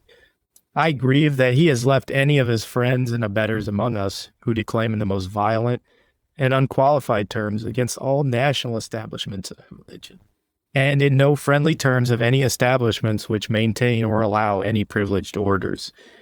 Descanting much on such topics increases the dissatisfaction of the less fortunate part of mankind, who naturally repine at advantages which do not arise from the personal merit of the possessor, although they are the natural and necessary fruits of merit in their ancestors, and of the justice and security of our happy constitution. No well-informed and sensible man will deny that the greatest injury was done to pure religion when Constantine declared Christianity to be the religion of the empire and vested the church with all the riches and power of the heathen priesthood. But it is false that this was the source of all or the worst corruptions of Christianity. The merest novice in church history knows that the errors of the Gnostics, of the Cerinthians, and others long preceded this event, and that thousands lost their lives in those metaphysical disputes.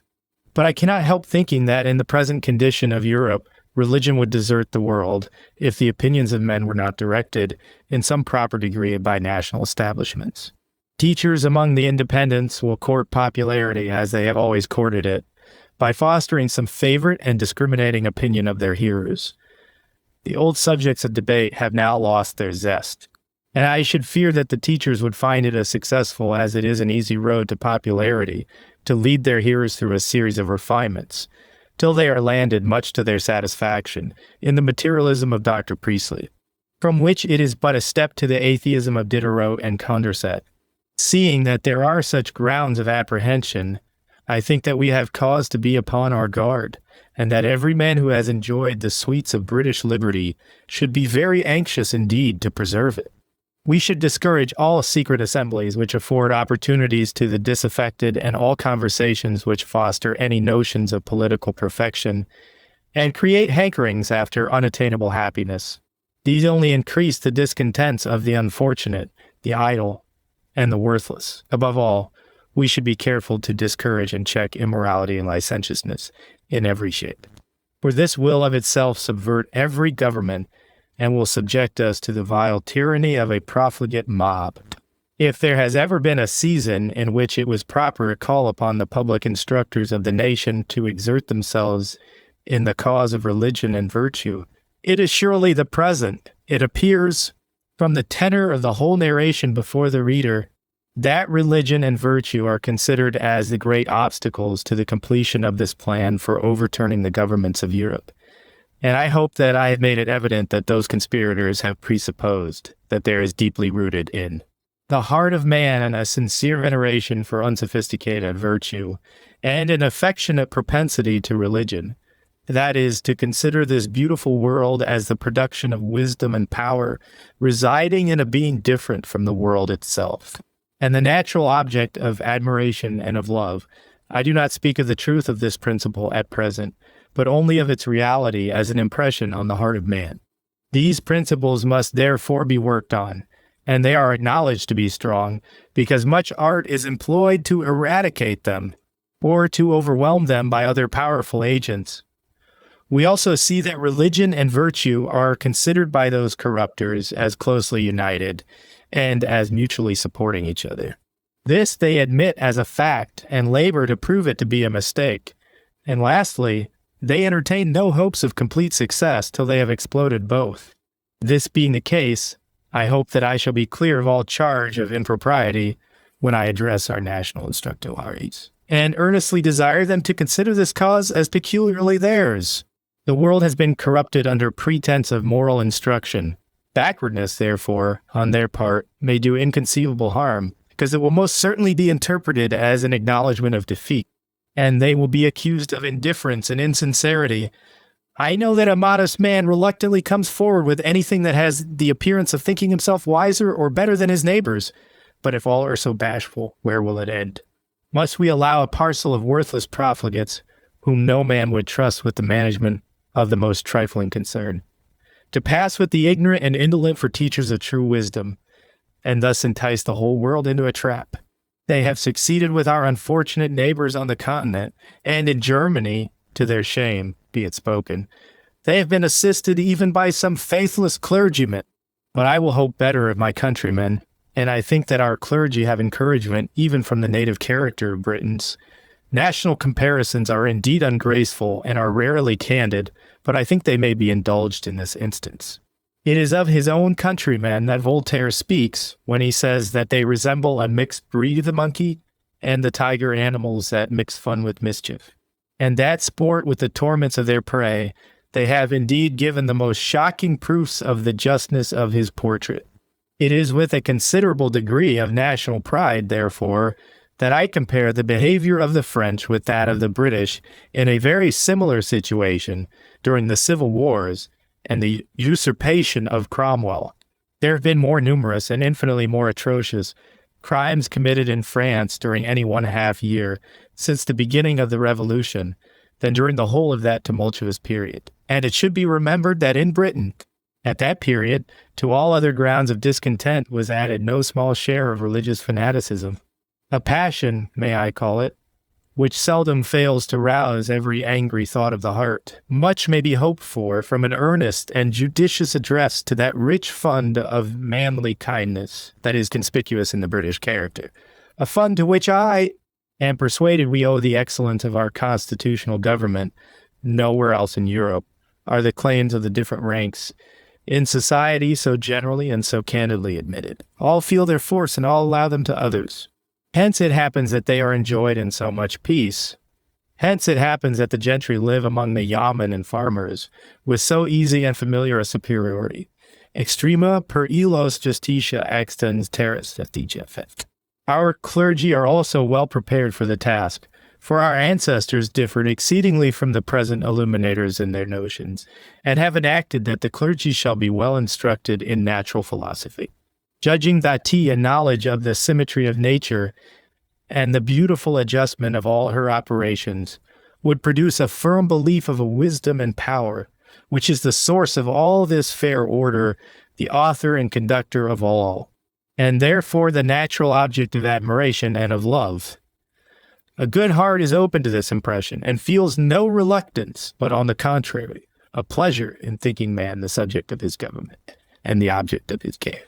This point being once gained, I should think that the salutary truths of religion will be highly welcome. I should think that it will be easy to convince such minds. That, in the midst of the immense variety of the works of God, there is one great plan to which everything seems to refer, namely, the crowding this world to the utmost degree of possibility, with life, with beings that enjoy the things around them, each in its own degree and manner. Among these, man makes a most conspicuous figure, and maximum of his enjoyment seems a capital article in the ways of providence.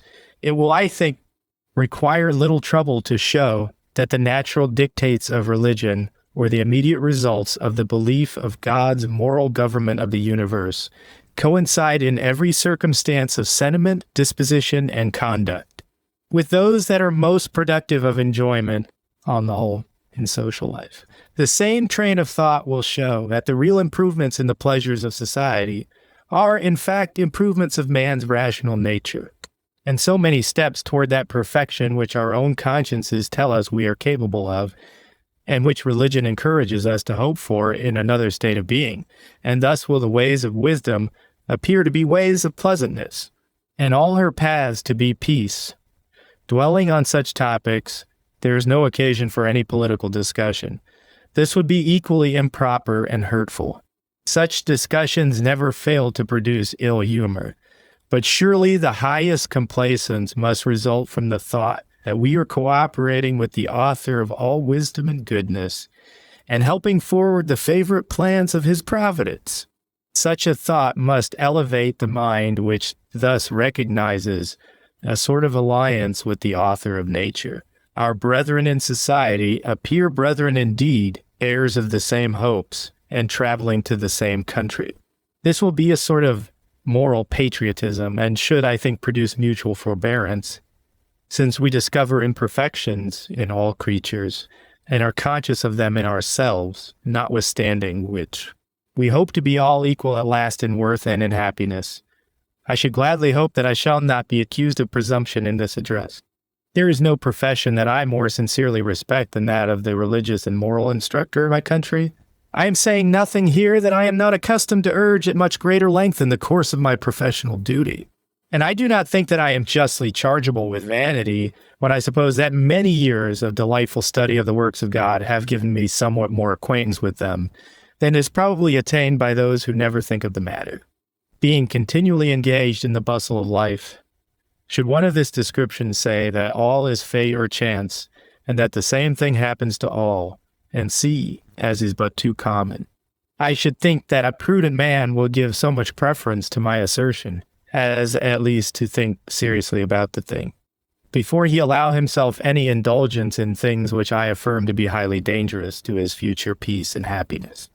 For this reason I hope not to be accused of going out of my line, nor hear anyone say ne sutor ultra crepidam, The present is a season of anxiety, and it is the duty of every man to contribute his mite to the general good. It is in some such hopes that I have written these pages. And if they have any such effect, I shall think myself fortunate in having by chance hit on something useful, when I was only trying to amuse myself during the tedious hours of bad health and confinement. No person is more sensible of the many imperfections of this performance than myself. But as I have no motive for the publication, but the hopes of doing some good, I trust that I shall obtain a favorable acceptance of my endeavors from an intelligent, a candid, and a good-natured public. I must entreat that it be remembered that these sheets are not the work of an author determined to write a book.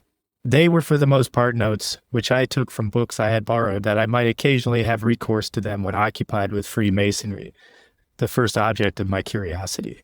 My curiosity was diverted to many other things as I went along, and when the Illuminati came in my way, I regretted the time I had thrown away on Freemasonry.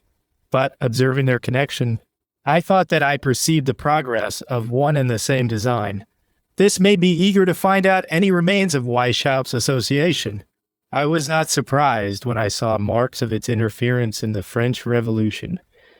In hunting for clearer proofs, I found out the German Union, and in fine, the whole appeared to be one great and wicked project, fermenting and working over all Europe.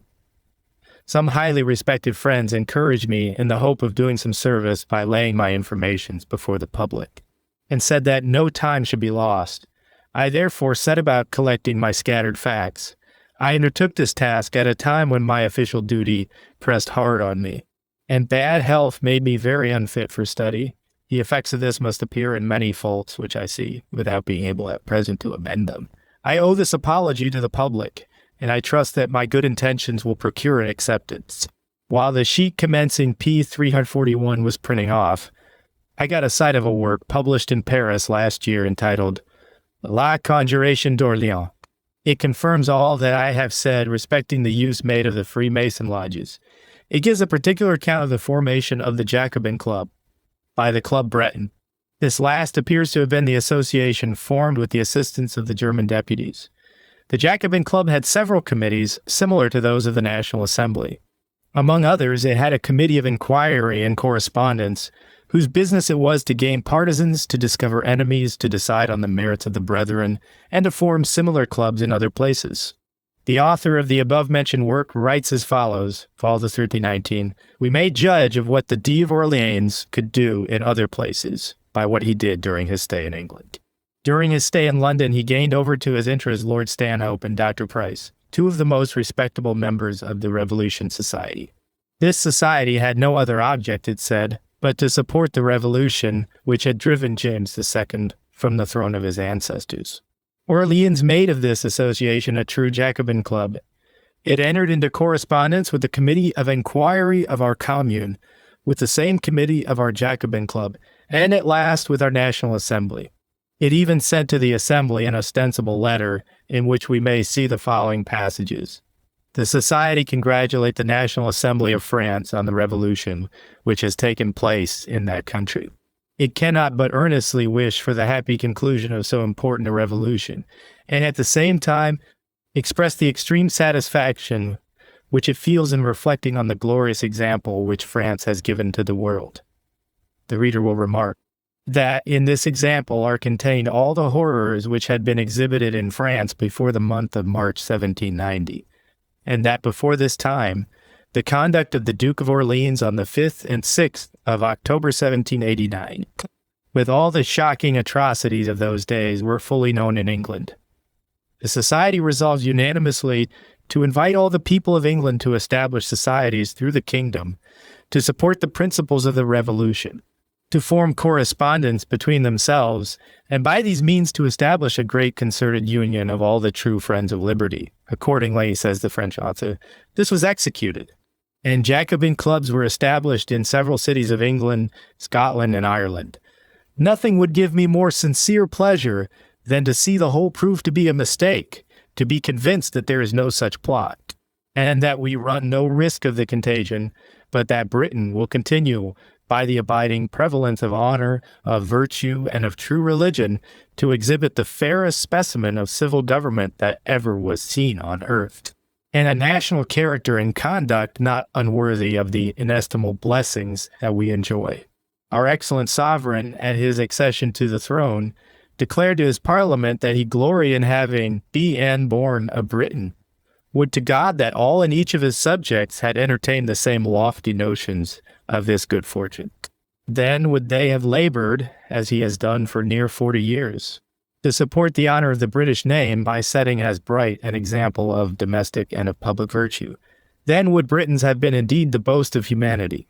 Then we should have viewed these wicked plots of our neighbors with a smile of our contempt and of sincere pity, and there would have been no need of this imperfect but well-meant performance. Postscript. Although I saw no reason to doubt of the validity of the proofs which I have offered in the preceding pages, of a conspiracy against the dearest interests of every nation of Europe, nor of the importance of the information to my own countrymen, it gives me great satisfaction to learn that it has been received with favor and indulgence. This I may conclude from the impressions being exhausted in a few days, and because the publisher informs me that another edition is wanted immediately.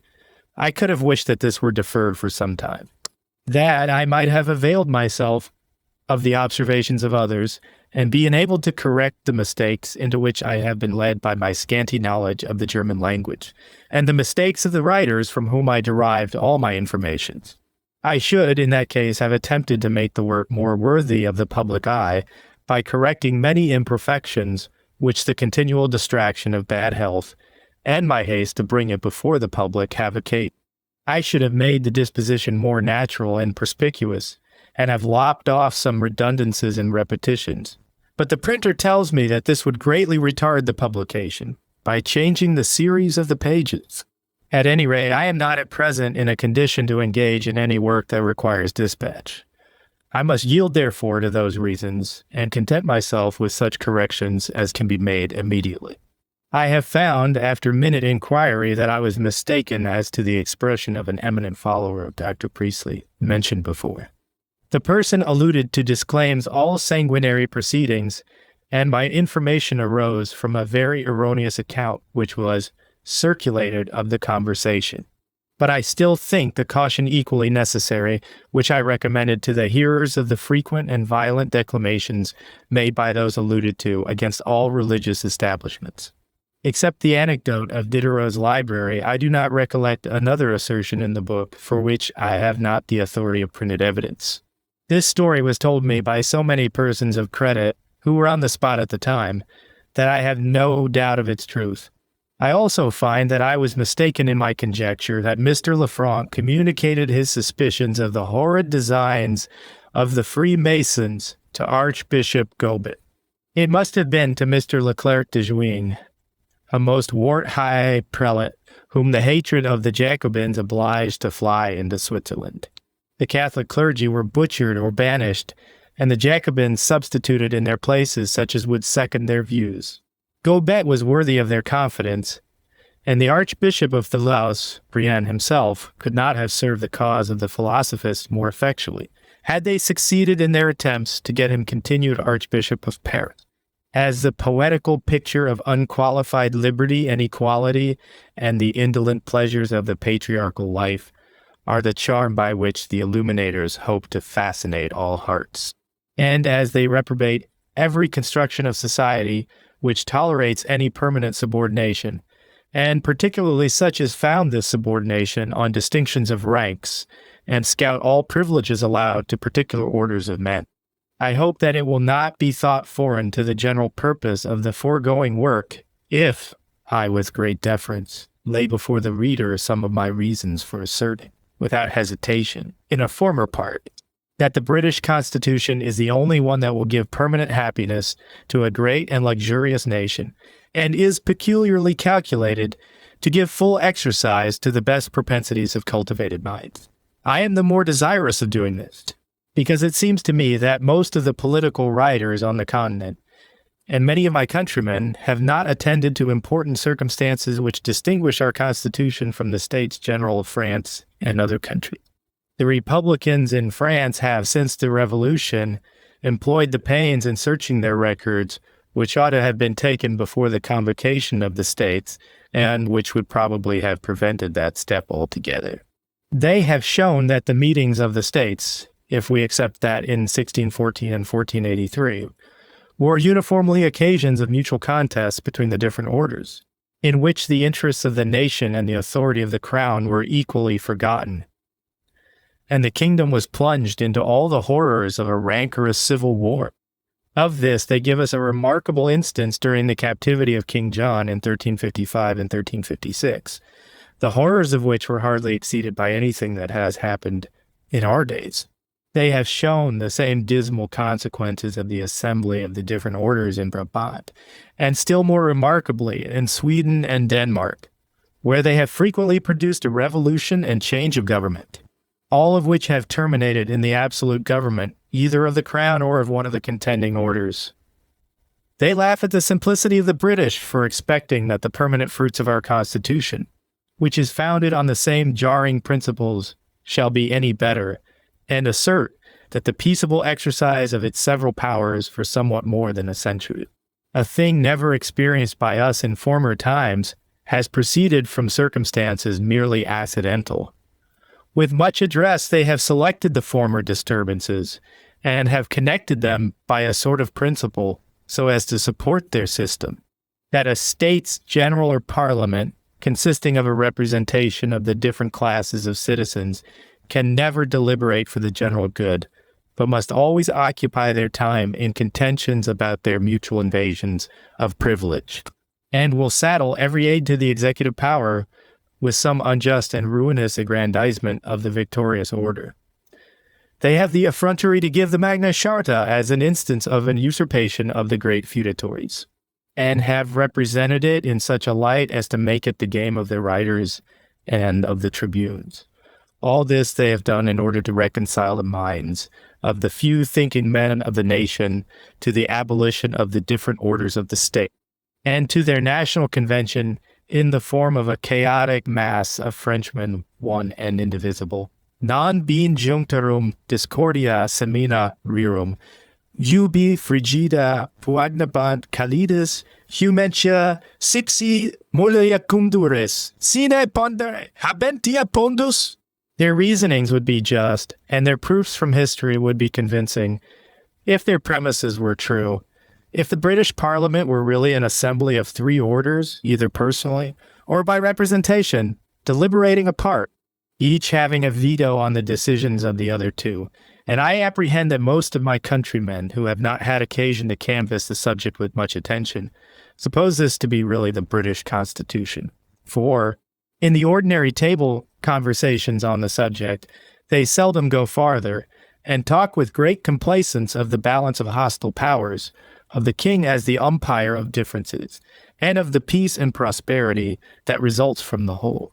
But I cannot help thinking that this is a misconception, almost in every circumstance. I do not know any opposite interests in the state, except the general one of the governor and the governed, the king and the subject.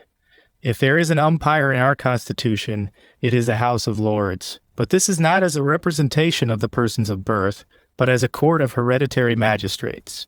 The peers do not meet to defend their own privileges as citizens, but either as the counselors of the king or as judges in the last resort. The privileges for which we see them sometimes contend are not the privileges of the highborn, of the great vassals of the crown, but the privileges of the House of Lords, of the Supreme Court of Judicature, or of the King's Council. In all the nations on the continent, the different orders, as they are called, of the state, are corporations, bodies politic, which have jurisdiction within themselves, and rights which they can maintain at their own hand, and privileges which mark them most distinctly, and produce such a complete separation between the different orders that they can no more mix than oil and water. Yet the great President T. Montesquieu says that the peerage of England is a body of nobility, and he uses the term body in the strict sense now mentioned as synonymous to corporation. He has repeatedly used this term to denote the second order of Frenchmen, persons of noble birth, or ennobled, that is, vested in the privileges and distinctions of the nobly born, united by law, and having authority to maintain their privileges. The history of France, nay, of our own country, shows us that this body may enjoy all its distinctions of nobility, and that the great barons may enjoy the prerogatives of their baronies. Although the authority of the crown is almost annihilated, we have no cogent reason, therefore, for thinking that they will be constantly careful to support the authority of the crown, and much less to believe that they will, at the same time, watch over the liberties of the people. In the election of their representatives, for the whole body of the gentlemen must appear by representation, we must not expect that they will select such of their own number as will take care of those two essential objects of our Constitution, equally jealous of the authority of the crown and of the encroachments of all those who are not gentlemen, and even fearful of the assumptions of the great barons, the powerful individuals of their own order. They will always choose such representatives as will defend their own rights in the first place. Such persons are by no means fit for maintaining the proper authority of the crown, and keeping the representatives of the lower classes within proper bounds. But this is not the nature of our House of Lords in the present day. It was so formerly in a great measure, and had the same effects as in other countries. But since the Revolution, the peers of Great Britain have no important privileges which relate merely or chiefly to birth. These all refer to their functions as magistrates of the Supreme Court. The king can at any time place in this house any eminent person whom he thinks worthy of the office of hereditary magistrate. The peers are noble, that is, remarkable, illustrious, but are not necessarily, nor in every instance, persons of high birth. This house, therefore, is not in any sort the representative of what is called in France the noblesse, a particular caste of the nation, nor is it a junction of the proprietors of the great fees of the crown as such, for many, very many of the greatest baronies are in the hands of those we call commoners. They sit as the king's counselors or as judges. Therefore, the members of our upper house are not swayed by the prejudices of any class of the citizens. They are hereditary magistrates created by the sovereign for his council to defend his prerogatives, to hold the balance between the throne and the people. The greatest part of the nobility, in the continental sense of the word, are not called into this house, but they may be members of the lower house, which we call the common S. Nay, the sons and the brothers of the peers are in the same situation. The peers therefore cannot be hostile or indifferent to the liberty, the rights, or the happiness of the commons, without being the enemies of their own families. Nor is our House of Commons at all similar to the third estate of any of the neighboring kingdoms. They are not the representatives of the ignobly born, or of any class of citizens. The members are the proper representatives of the whole nation, and consist of persons of every class, persons of the highest birth, persons of great fortune, persons of education, of knowledge, of talents. Thus, the causes of dissension which refer to the distinctive rights or prerogatives of the different classes of citizens are removed, because in each house there are many individuals selected from all the classes. A peer, having attained the highest honors of the state, must be an enemy to every revolution. Revolution must certainly degrade him, whether it places an absolute monarch or a democratic junto on the throne. The sovereign naturally looks for the support of the upper house, and in every measure agreeable to the Constitution, and to the public weal exerts his influence on the House of Commons. Here the character of the monarch and his choice of ministers must appear, as in any other constitution, but with much less chance of danger to political liberty. The great engine of monarchy in Europe has been the jarring privileges of the different orders, and the sovereign, by siding with one of them, obtained accessions of prerogative and power. It was thus that, under the House of Tudor, our Constitution advanced with hasty strides to absolute monarchy, and would have attained it, had James I been as able as he was willing to secure what he firmly believed to be the divine rights of his crown. I do not recollect hearing the lower ranks of the state venting much of their discontents against the peers, and they seem to perceive pretty clearly the advantages arising from their prerogatives. They seem to look up to them as the first who will protect them against the agents of sovereignty. They know that a man may rise from the lowest station to the peerage, and that in that exaltation he remains connected with themselves by the dearest ties. And the House of Commons take no offense at the creation of new peers, because their privileges as a court and their private rights are not affected by it. Accordingly, The House has always opposed every project of limiting the king's prerogative in this respect. How unlike is all this to the Constitution consisting of the pure representatives of the continental states? The self-conceited constitutionalists of France saw something in the British Parliament which did not fall in with their own hasty notions, and prided themselves in not copying from us. This would have indicated great poverty of invention in a nation accustomed to consider itself as the teacher of mankind. The most sensible of them, however, wished to have a constitution which they called an improvement of ours. And this was the simple plan of a representation of the 2 or 3 orders of the state. Their upper house should contain the representatives of 100 noblesse. The princes of the blood and great barons should sit in it of their own right, and the rest by deputies. The lower house, or tiers état, should consist of deputies from those ignobly born, such as merchants, persons in the lower offices of the law, artisans, peasants, and a small number of freeholders. Surely it needs no deep reflection to teach us what sort of deliberations would occupy such a house. It would be a most useful occupation, however, to peruse the history of France and of other nations, and see what really did occupy the tiers état thus constructed, and what were their proceedings, their decisions, and the steps which they took to make them effectual. I have no doubt but that this study would cure most of our advocates for general eligibility and for general suffrage. I have lately read Velly and Villered's History of France by the by. The Abbé Baruel has shown that the Club de Holbach managed the publication of this history after the first 8 or 10 volumes, and slipped into it many things suited to their impious project. And the accounts of the troublesome reigns of John and Charles, his successor, by authors who wrote long before the Revolution. And they filled me with horror. The only instance that I met with of anything like moderation in the claims and disputes of the different orders of the States General, and of patriotism or regard for the general interests of the state, is in their meetings during the minority of Charles VIII, with respect to the limitations of the eligibility into the House of Commons. I think that there can be no doubt that those should be excluded whose habits of needy and laborious life have precluded them from all opportunities of acquiring some general views of political relations. Such persons are totally unfit for deliberations, where general or comprehensive views only are to be the subjects of discussion. They can have no conceptions of the subject, and therefore no steady notions or opinions, but must change them after every speaker, and must become the dupes of every demagogue. But there are other circumstances which make me think that, of all the classes of citizens, the land proprietors are the fittest for holding this important office. I do not infer this from their having a more real connection with the nation, and a stronger interest in its fate.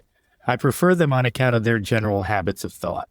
Almost all their ordinary transactions are such as make them acquainted with the interests of others, cause them to consider those in general points of view, and, in short, most of their occupations are, in some degree, national. They are accustomed to settle differences between those of lower stations. They are frequently in the King's Commission as justices of the peace. All these circumstances make them much apter scholars in that political knowledge, which is absolutely necessary for a member of the House of Commons. But, besides this, I have no hesitation in saying that their turn of mind, their principles of conduct, are more generally such as become a senator than those of any other class of men. This class includes almost all men of family. I cannot help thinking that even what is called family pride is a sentiment in their favor. I am convinced that all our propensities are useful in society, and that their bad effects arise wholly from want of moderation in the indulgence of them, or sometimes from the impropriety of the occasion on which they are exerted. What propensity is more general than the desire of acquiring permanent consideration for ourselves and our families? Where is the man to be found so mean-spirited as not to value himself for being born of creditable parents and for creditable domestic connections? Is this wrong because it has been abused? So then is every preeminence of office, and the directors of Republican France are as criminal as her former nobles. This propensity of the human heart should no more be rejected than the desire of power. It should be regulated, but it should certainly be made use of as one of the means of carrying on the national business. I think that we know some of its good effects. It incites to a certain propriety of conduct that is generally agreeable. Its honesty is embellished by a manner that makes it more pleasing. There is something that we call the behavior of a gentleman that is immediately and uniformly understood. The plainest peasant or laborer will say of a man whom he esteems in a certain way, "He is a gentleman," every bit of him, and he is perfectly understood by all who hear him to mean not a rank in life, but a turn of mind, a tenor of conduct that is amiable and worthy, and the ground of confidence.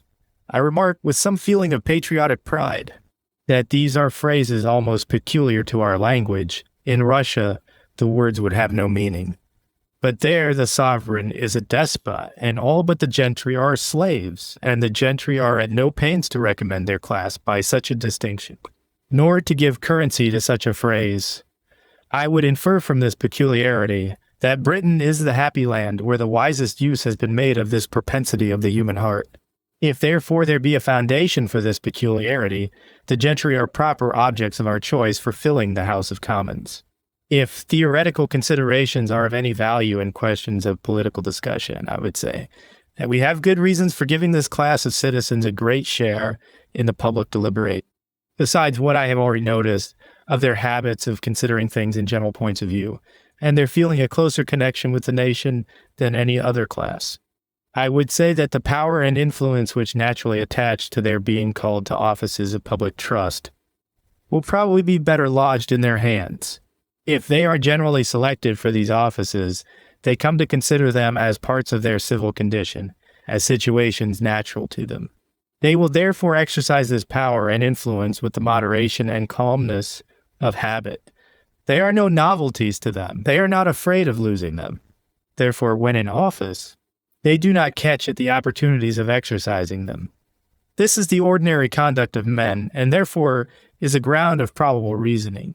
In short, I should expect from our gentry somewhat of generosity and candor, which would temper the commercial principle which seems to regulate the national transactions of modern Europe, and whose effects seem less friendly to the best interests of humanity than even the Roman principle of glory. The reader will now believe that I would not recommend the filling the House of Commons with merchants, although they seem to be the natural representatives of the moneyed interest of the nation. But I do not wish to consider that House as the representative of any orders whatever, or to disturb its deliberations with any debates on their jarring interests.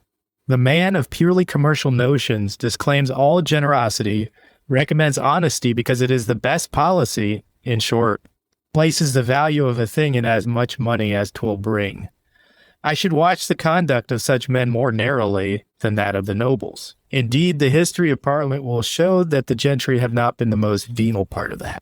The illumination which now dazzles the world aims directly at multiplying the number of venal members by filling the senates of Europe with men who may be bought at a low price. Ministerial corruption is the fruit of liberty, and freedom dawned in this nation in Queen Elizabeth's time, when her minister bribed Wentworth.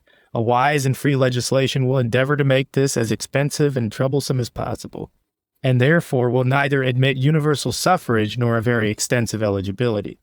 These two circumstances, besides opening a wider door to corruption, tend to destroy the very intention of all civil constitutions.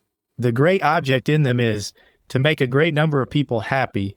Some men place their chief enjoyment in measuring their strength with others, and love to be continually employed in canvassing, intriguing, and carry on some little pieces of a sort of public business.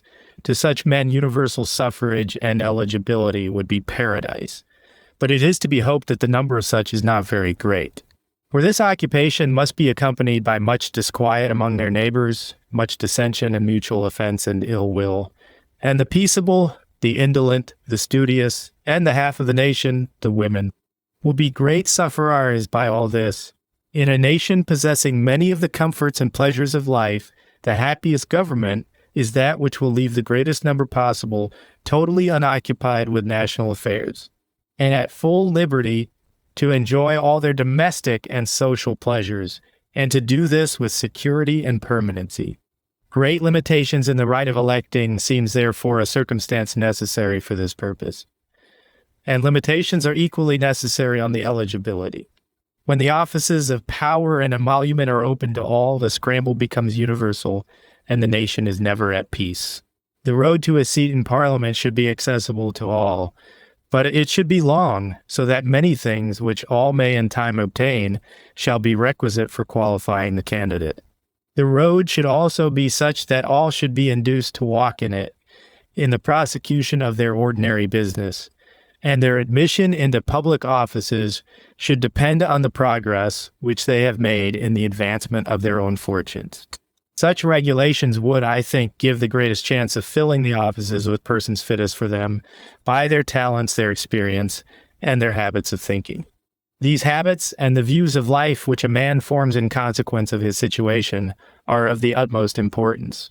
After all these observations, I must still recur to a position which I have repeated more than once, namely, that our Constitution, which nearly embraces all these circumstances, has attained its present excellence chiefly in consequence of the innate worth of the British character. About the time of the conquest, our Constitution hardly differed from that of France, but the clashing of interests between the different orders of the subjects was not so rancorous and obstinate. These orders melted more easily together. The purity of the principle of representation in the states was less attended to. And while the French peers gradually left off minding any business but their own, and left the high court of judicature to the lawyers, and the king to his cabinet council, the peers of Great Britain, overlooking their own less important distinctions, attended more to the state, became a permanent counsel to the sovereign in the administration and legislation, and with a patriotism and a patience that are unknown to the other grandees of Europe, continued to hear and to judge in all questions of justice and property between the inferior citizens of the state. British liberty is the highly prized fruit of all this worthy conduct, and most people ascribe it to the superior spirit and independence of the national character. It strikes me, however, as more surely indicating superior virtue and more judicious patriotism, and our happy Constitution is not more justly entitled to the admiration and respect that is paid to it by all Europe than to the affectionate and grateful attachment of every true-hearted Briton. Since the publication of this volume, I have seen a very remarkable work, indeed, on the same subject, Mémoires pour servir à l'histoire du jacobinisme par M. l'Abbé Barruel. This author confirms all that I have said of the Enlighteners, whom he very aptly calls philosophists, and of the abuses of Freemasonry in France. He shows unquestionably that a formal and systematic conspiracy against religion was formed and zealously prosecuted by Voltaire, D'Alembert, and Diderot, assisted by Frederick II, King of Prussia, and I see that their principles and their manner of procedure have been the same with those of the German atheists and anarchists. Like them, they hired an army of writers. They industriously pushed their writings into every house and every cottage. Those writings were equally calculated for inflaming the sensual appetites of men, and for perverting their judgments. They endeavored to get the command of the schools, particularly those for the lower classes, and they erected and managed a prodigious number of circulating libraries and reading societies. M.M. Barruel says that this gang of public corrupters have held their meetings for many years in the Hôtel de Holbach at Paris, and that Voltaire was their honorary president. The most eminent members were D'Alembert, Diderot, Condorcet, La Harpe, Turgot, Lamartine. They took the name of economists and affected to be continually occupied with plans for improving commerce, manufactures, agriculture, finances, and published from time to time respectable performances on those subjects. But their darling project was to destroy Christianity and all religion, and to bring about a total change of government. They employed writers to compose corrupting and impious books. These were revised by the society and corrected till they suited their purpose. A number were printed in a handsome manner to defray the expense. And then a much greater number were printed in the cheapest form possible and given for nothing, or at very low prices to hawkers and peddlers, with injunctions to distribute them secretly through the cities and villages. They even hired persons to read them to conventicles of those who had not learned to read. See Vol I, 343 to 355. The author makes an observation which is as just as it is agreeable. This atrocious gang solicited with the most anxious assiduity the participation and patronage of the great ones of the world, and boast of several very exalted names, Frederick II of Prussia, whom they call the Solomon of the North, Catherine II, Gustavus, King of Sweden, the King of Denmark, and C. But in the whole series of their correspondence, there is not the least trace of any encouragement or any hopes from our excellent sovereign George III. Despising the incense of such wretches and detesting their science, he has truly merited the title of philosopher by having done more for the real illumination of the world by the promotion of true science than Louis XIV. With his pensioned academicians, or than all the present sovereigns of Europe united, and has uniformly distinguished himself by his regard for true religion and everything that is venerable and sacred. This omission is above all praise. I am particularly struck by a position of Abbe Barwell, that irreligion and unqualified liberty and equality are the genuine and original secrets of Freemasonry, and the ultimatum of irregular progress through all its degrees. He supports this remarkable position with great ingenuity and many very pertinent facts. I confess that now, when I have got this impression, I shall find it very difficult to efface it.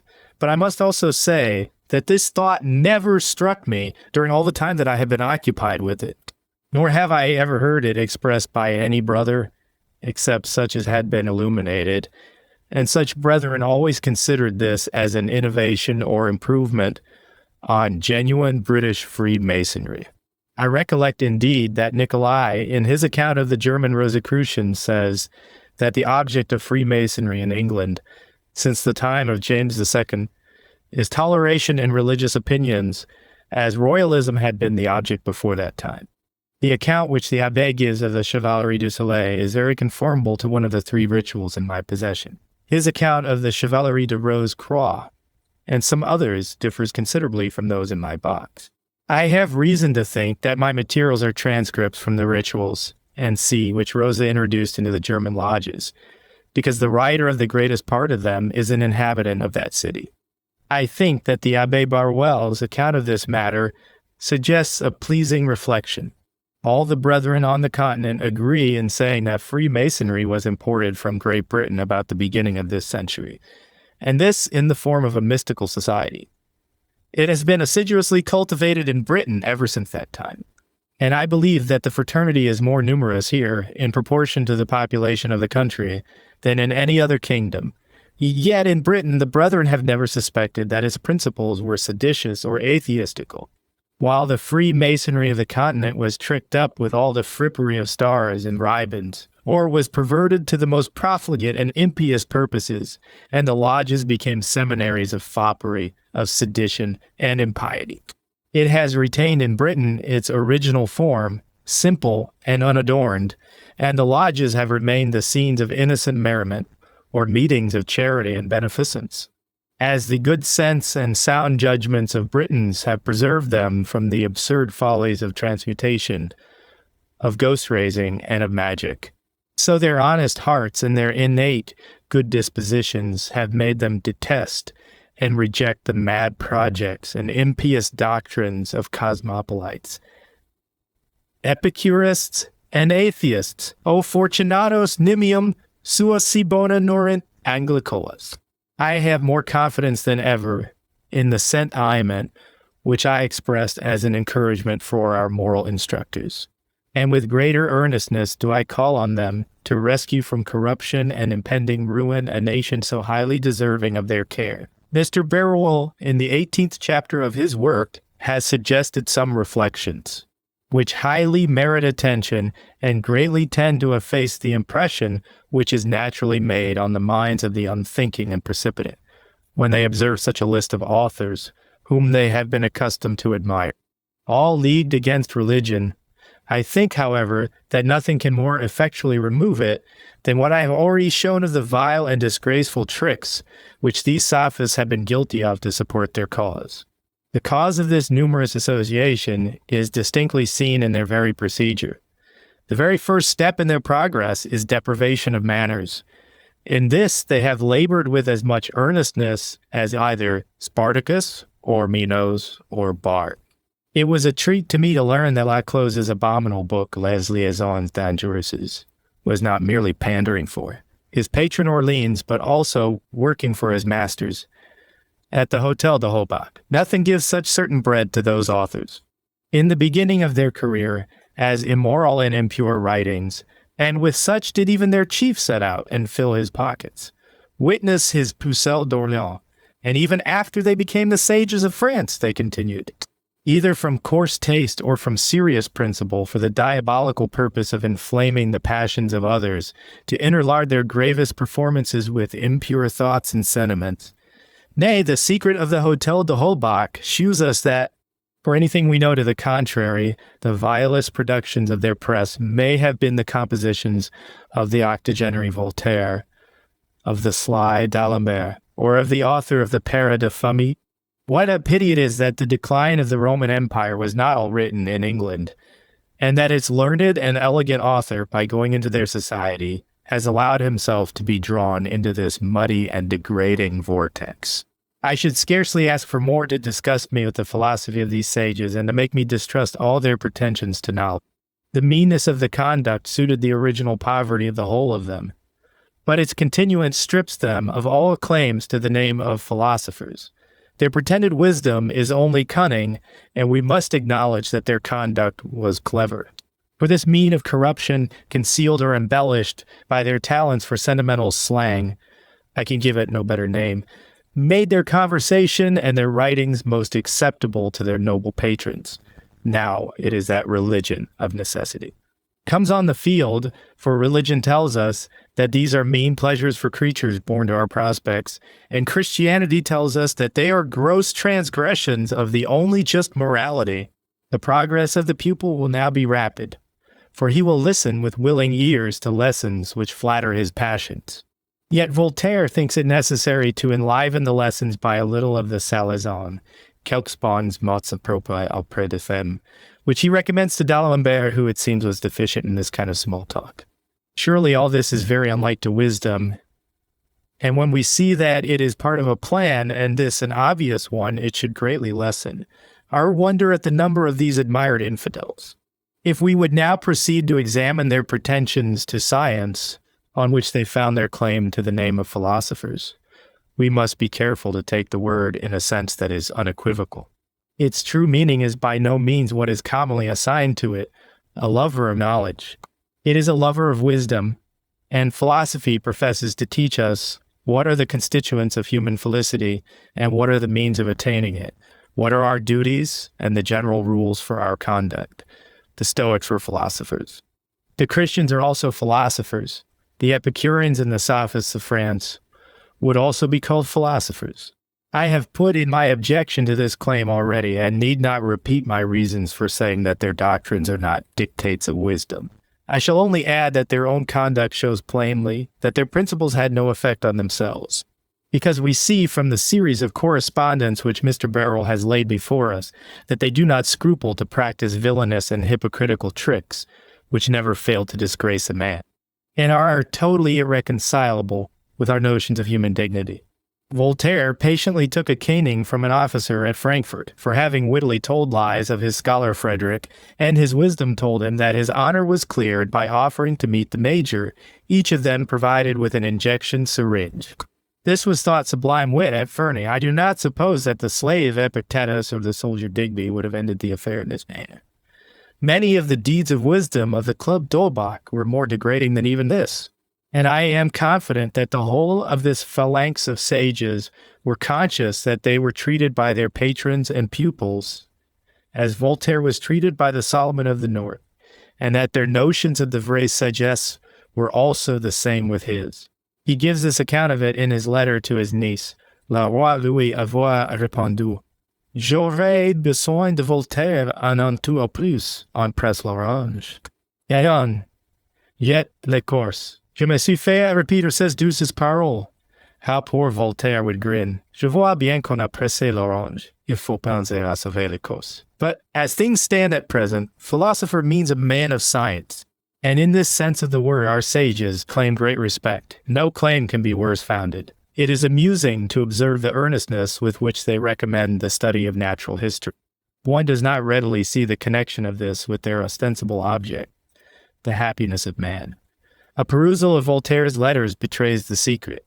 Many years ago, he heard that some observations on the formation of strata and the fossils found in them were incompatible with the age which the Mosaic history seems to assign to this globe. He mentions this with great exultation in some of his early letters, and from that time forward never ceases to enjoin his colleagues to press the study of natural history and cosmogony, and carefully to bring forward every fact which was hostile to the Mosaic accounts. It became a serious part of the exercises of their wealthy pupils, and their perplexing discoveries were most ostentatiously displayed. A very eminent naturalist has shown in a letter to the Chevalier Dr. Zimmermann, published, I think, about the year 1790, how very scanty the knowledge of these observers has been, and how precipitate have been their conclusions. For my own part, I think the affair is of little consequence.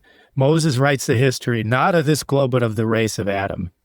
The science of these philosophers is not remarkable in other branches, if we accept M. d'Alembert's mathematics. Yet the imposing confidence of Voltaire was such that he passes for a person fully informed, and he pronounces on every subject with so much authority, with such a force of expression, and generally with so much wit or pleasantry, that his hearers and readers are fascinated and soon convinced of what they wish to be true. Never was there anything more contemptible than the physical and mechanical positions in Diderot's great work, The Système de la Nature. Barreau affirms that he was the author and got 100 pistoles for the copy from the person who related the story to him. That long ago found that Diderot had assisted Robinet to make a book out of his Masonic oration, which I mentioned in page 41. Robinet trusted to Diderot's knowledge in natural philosophy, but the junto were ashamed of the book de la Nature. Diderot seems to have after this read Dr. Hartley's book and has greatly refined on the crude system of Robinet. But after all, the Système de la Nature is contemptible if it be considered as pretending to what is received as science by a mechanical philosopher.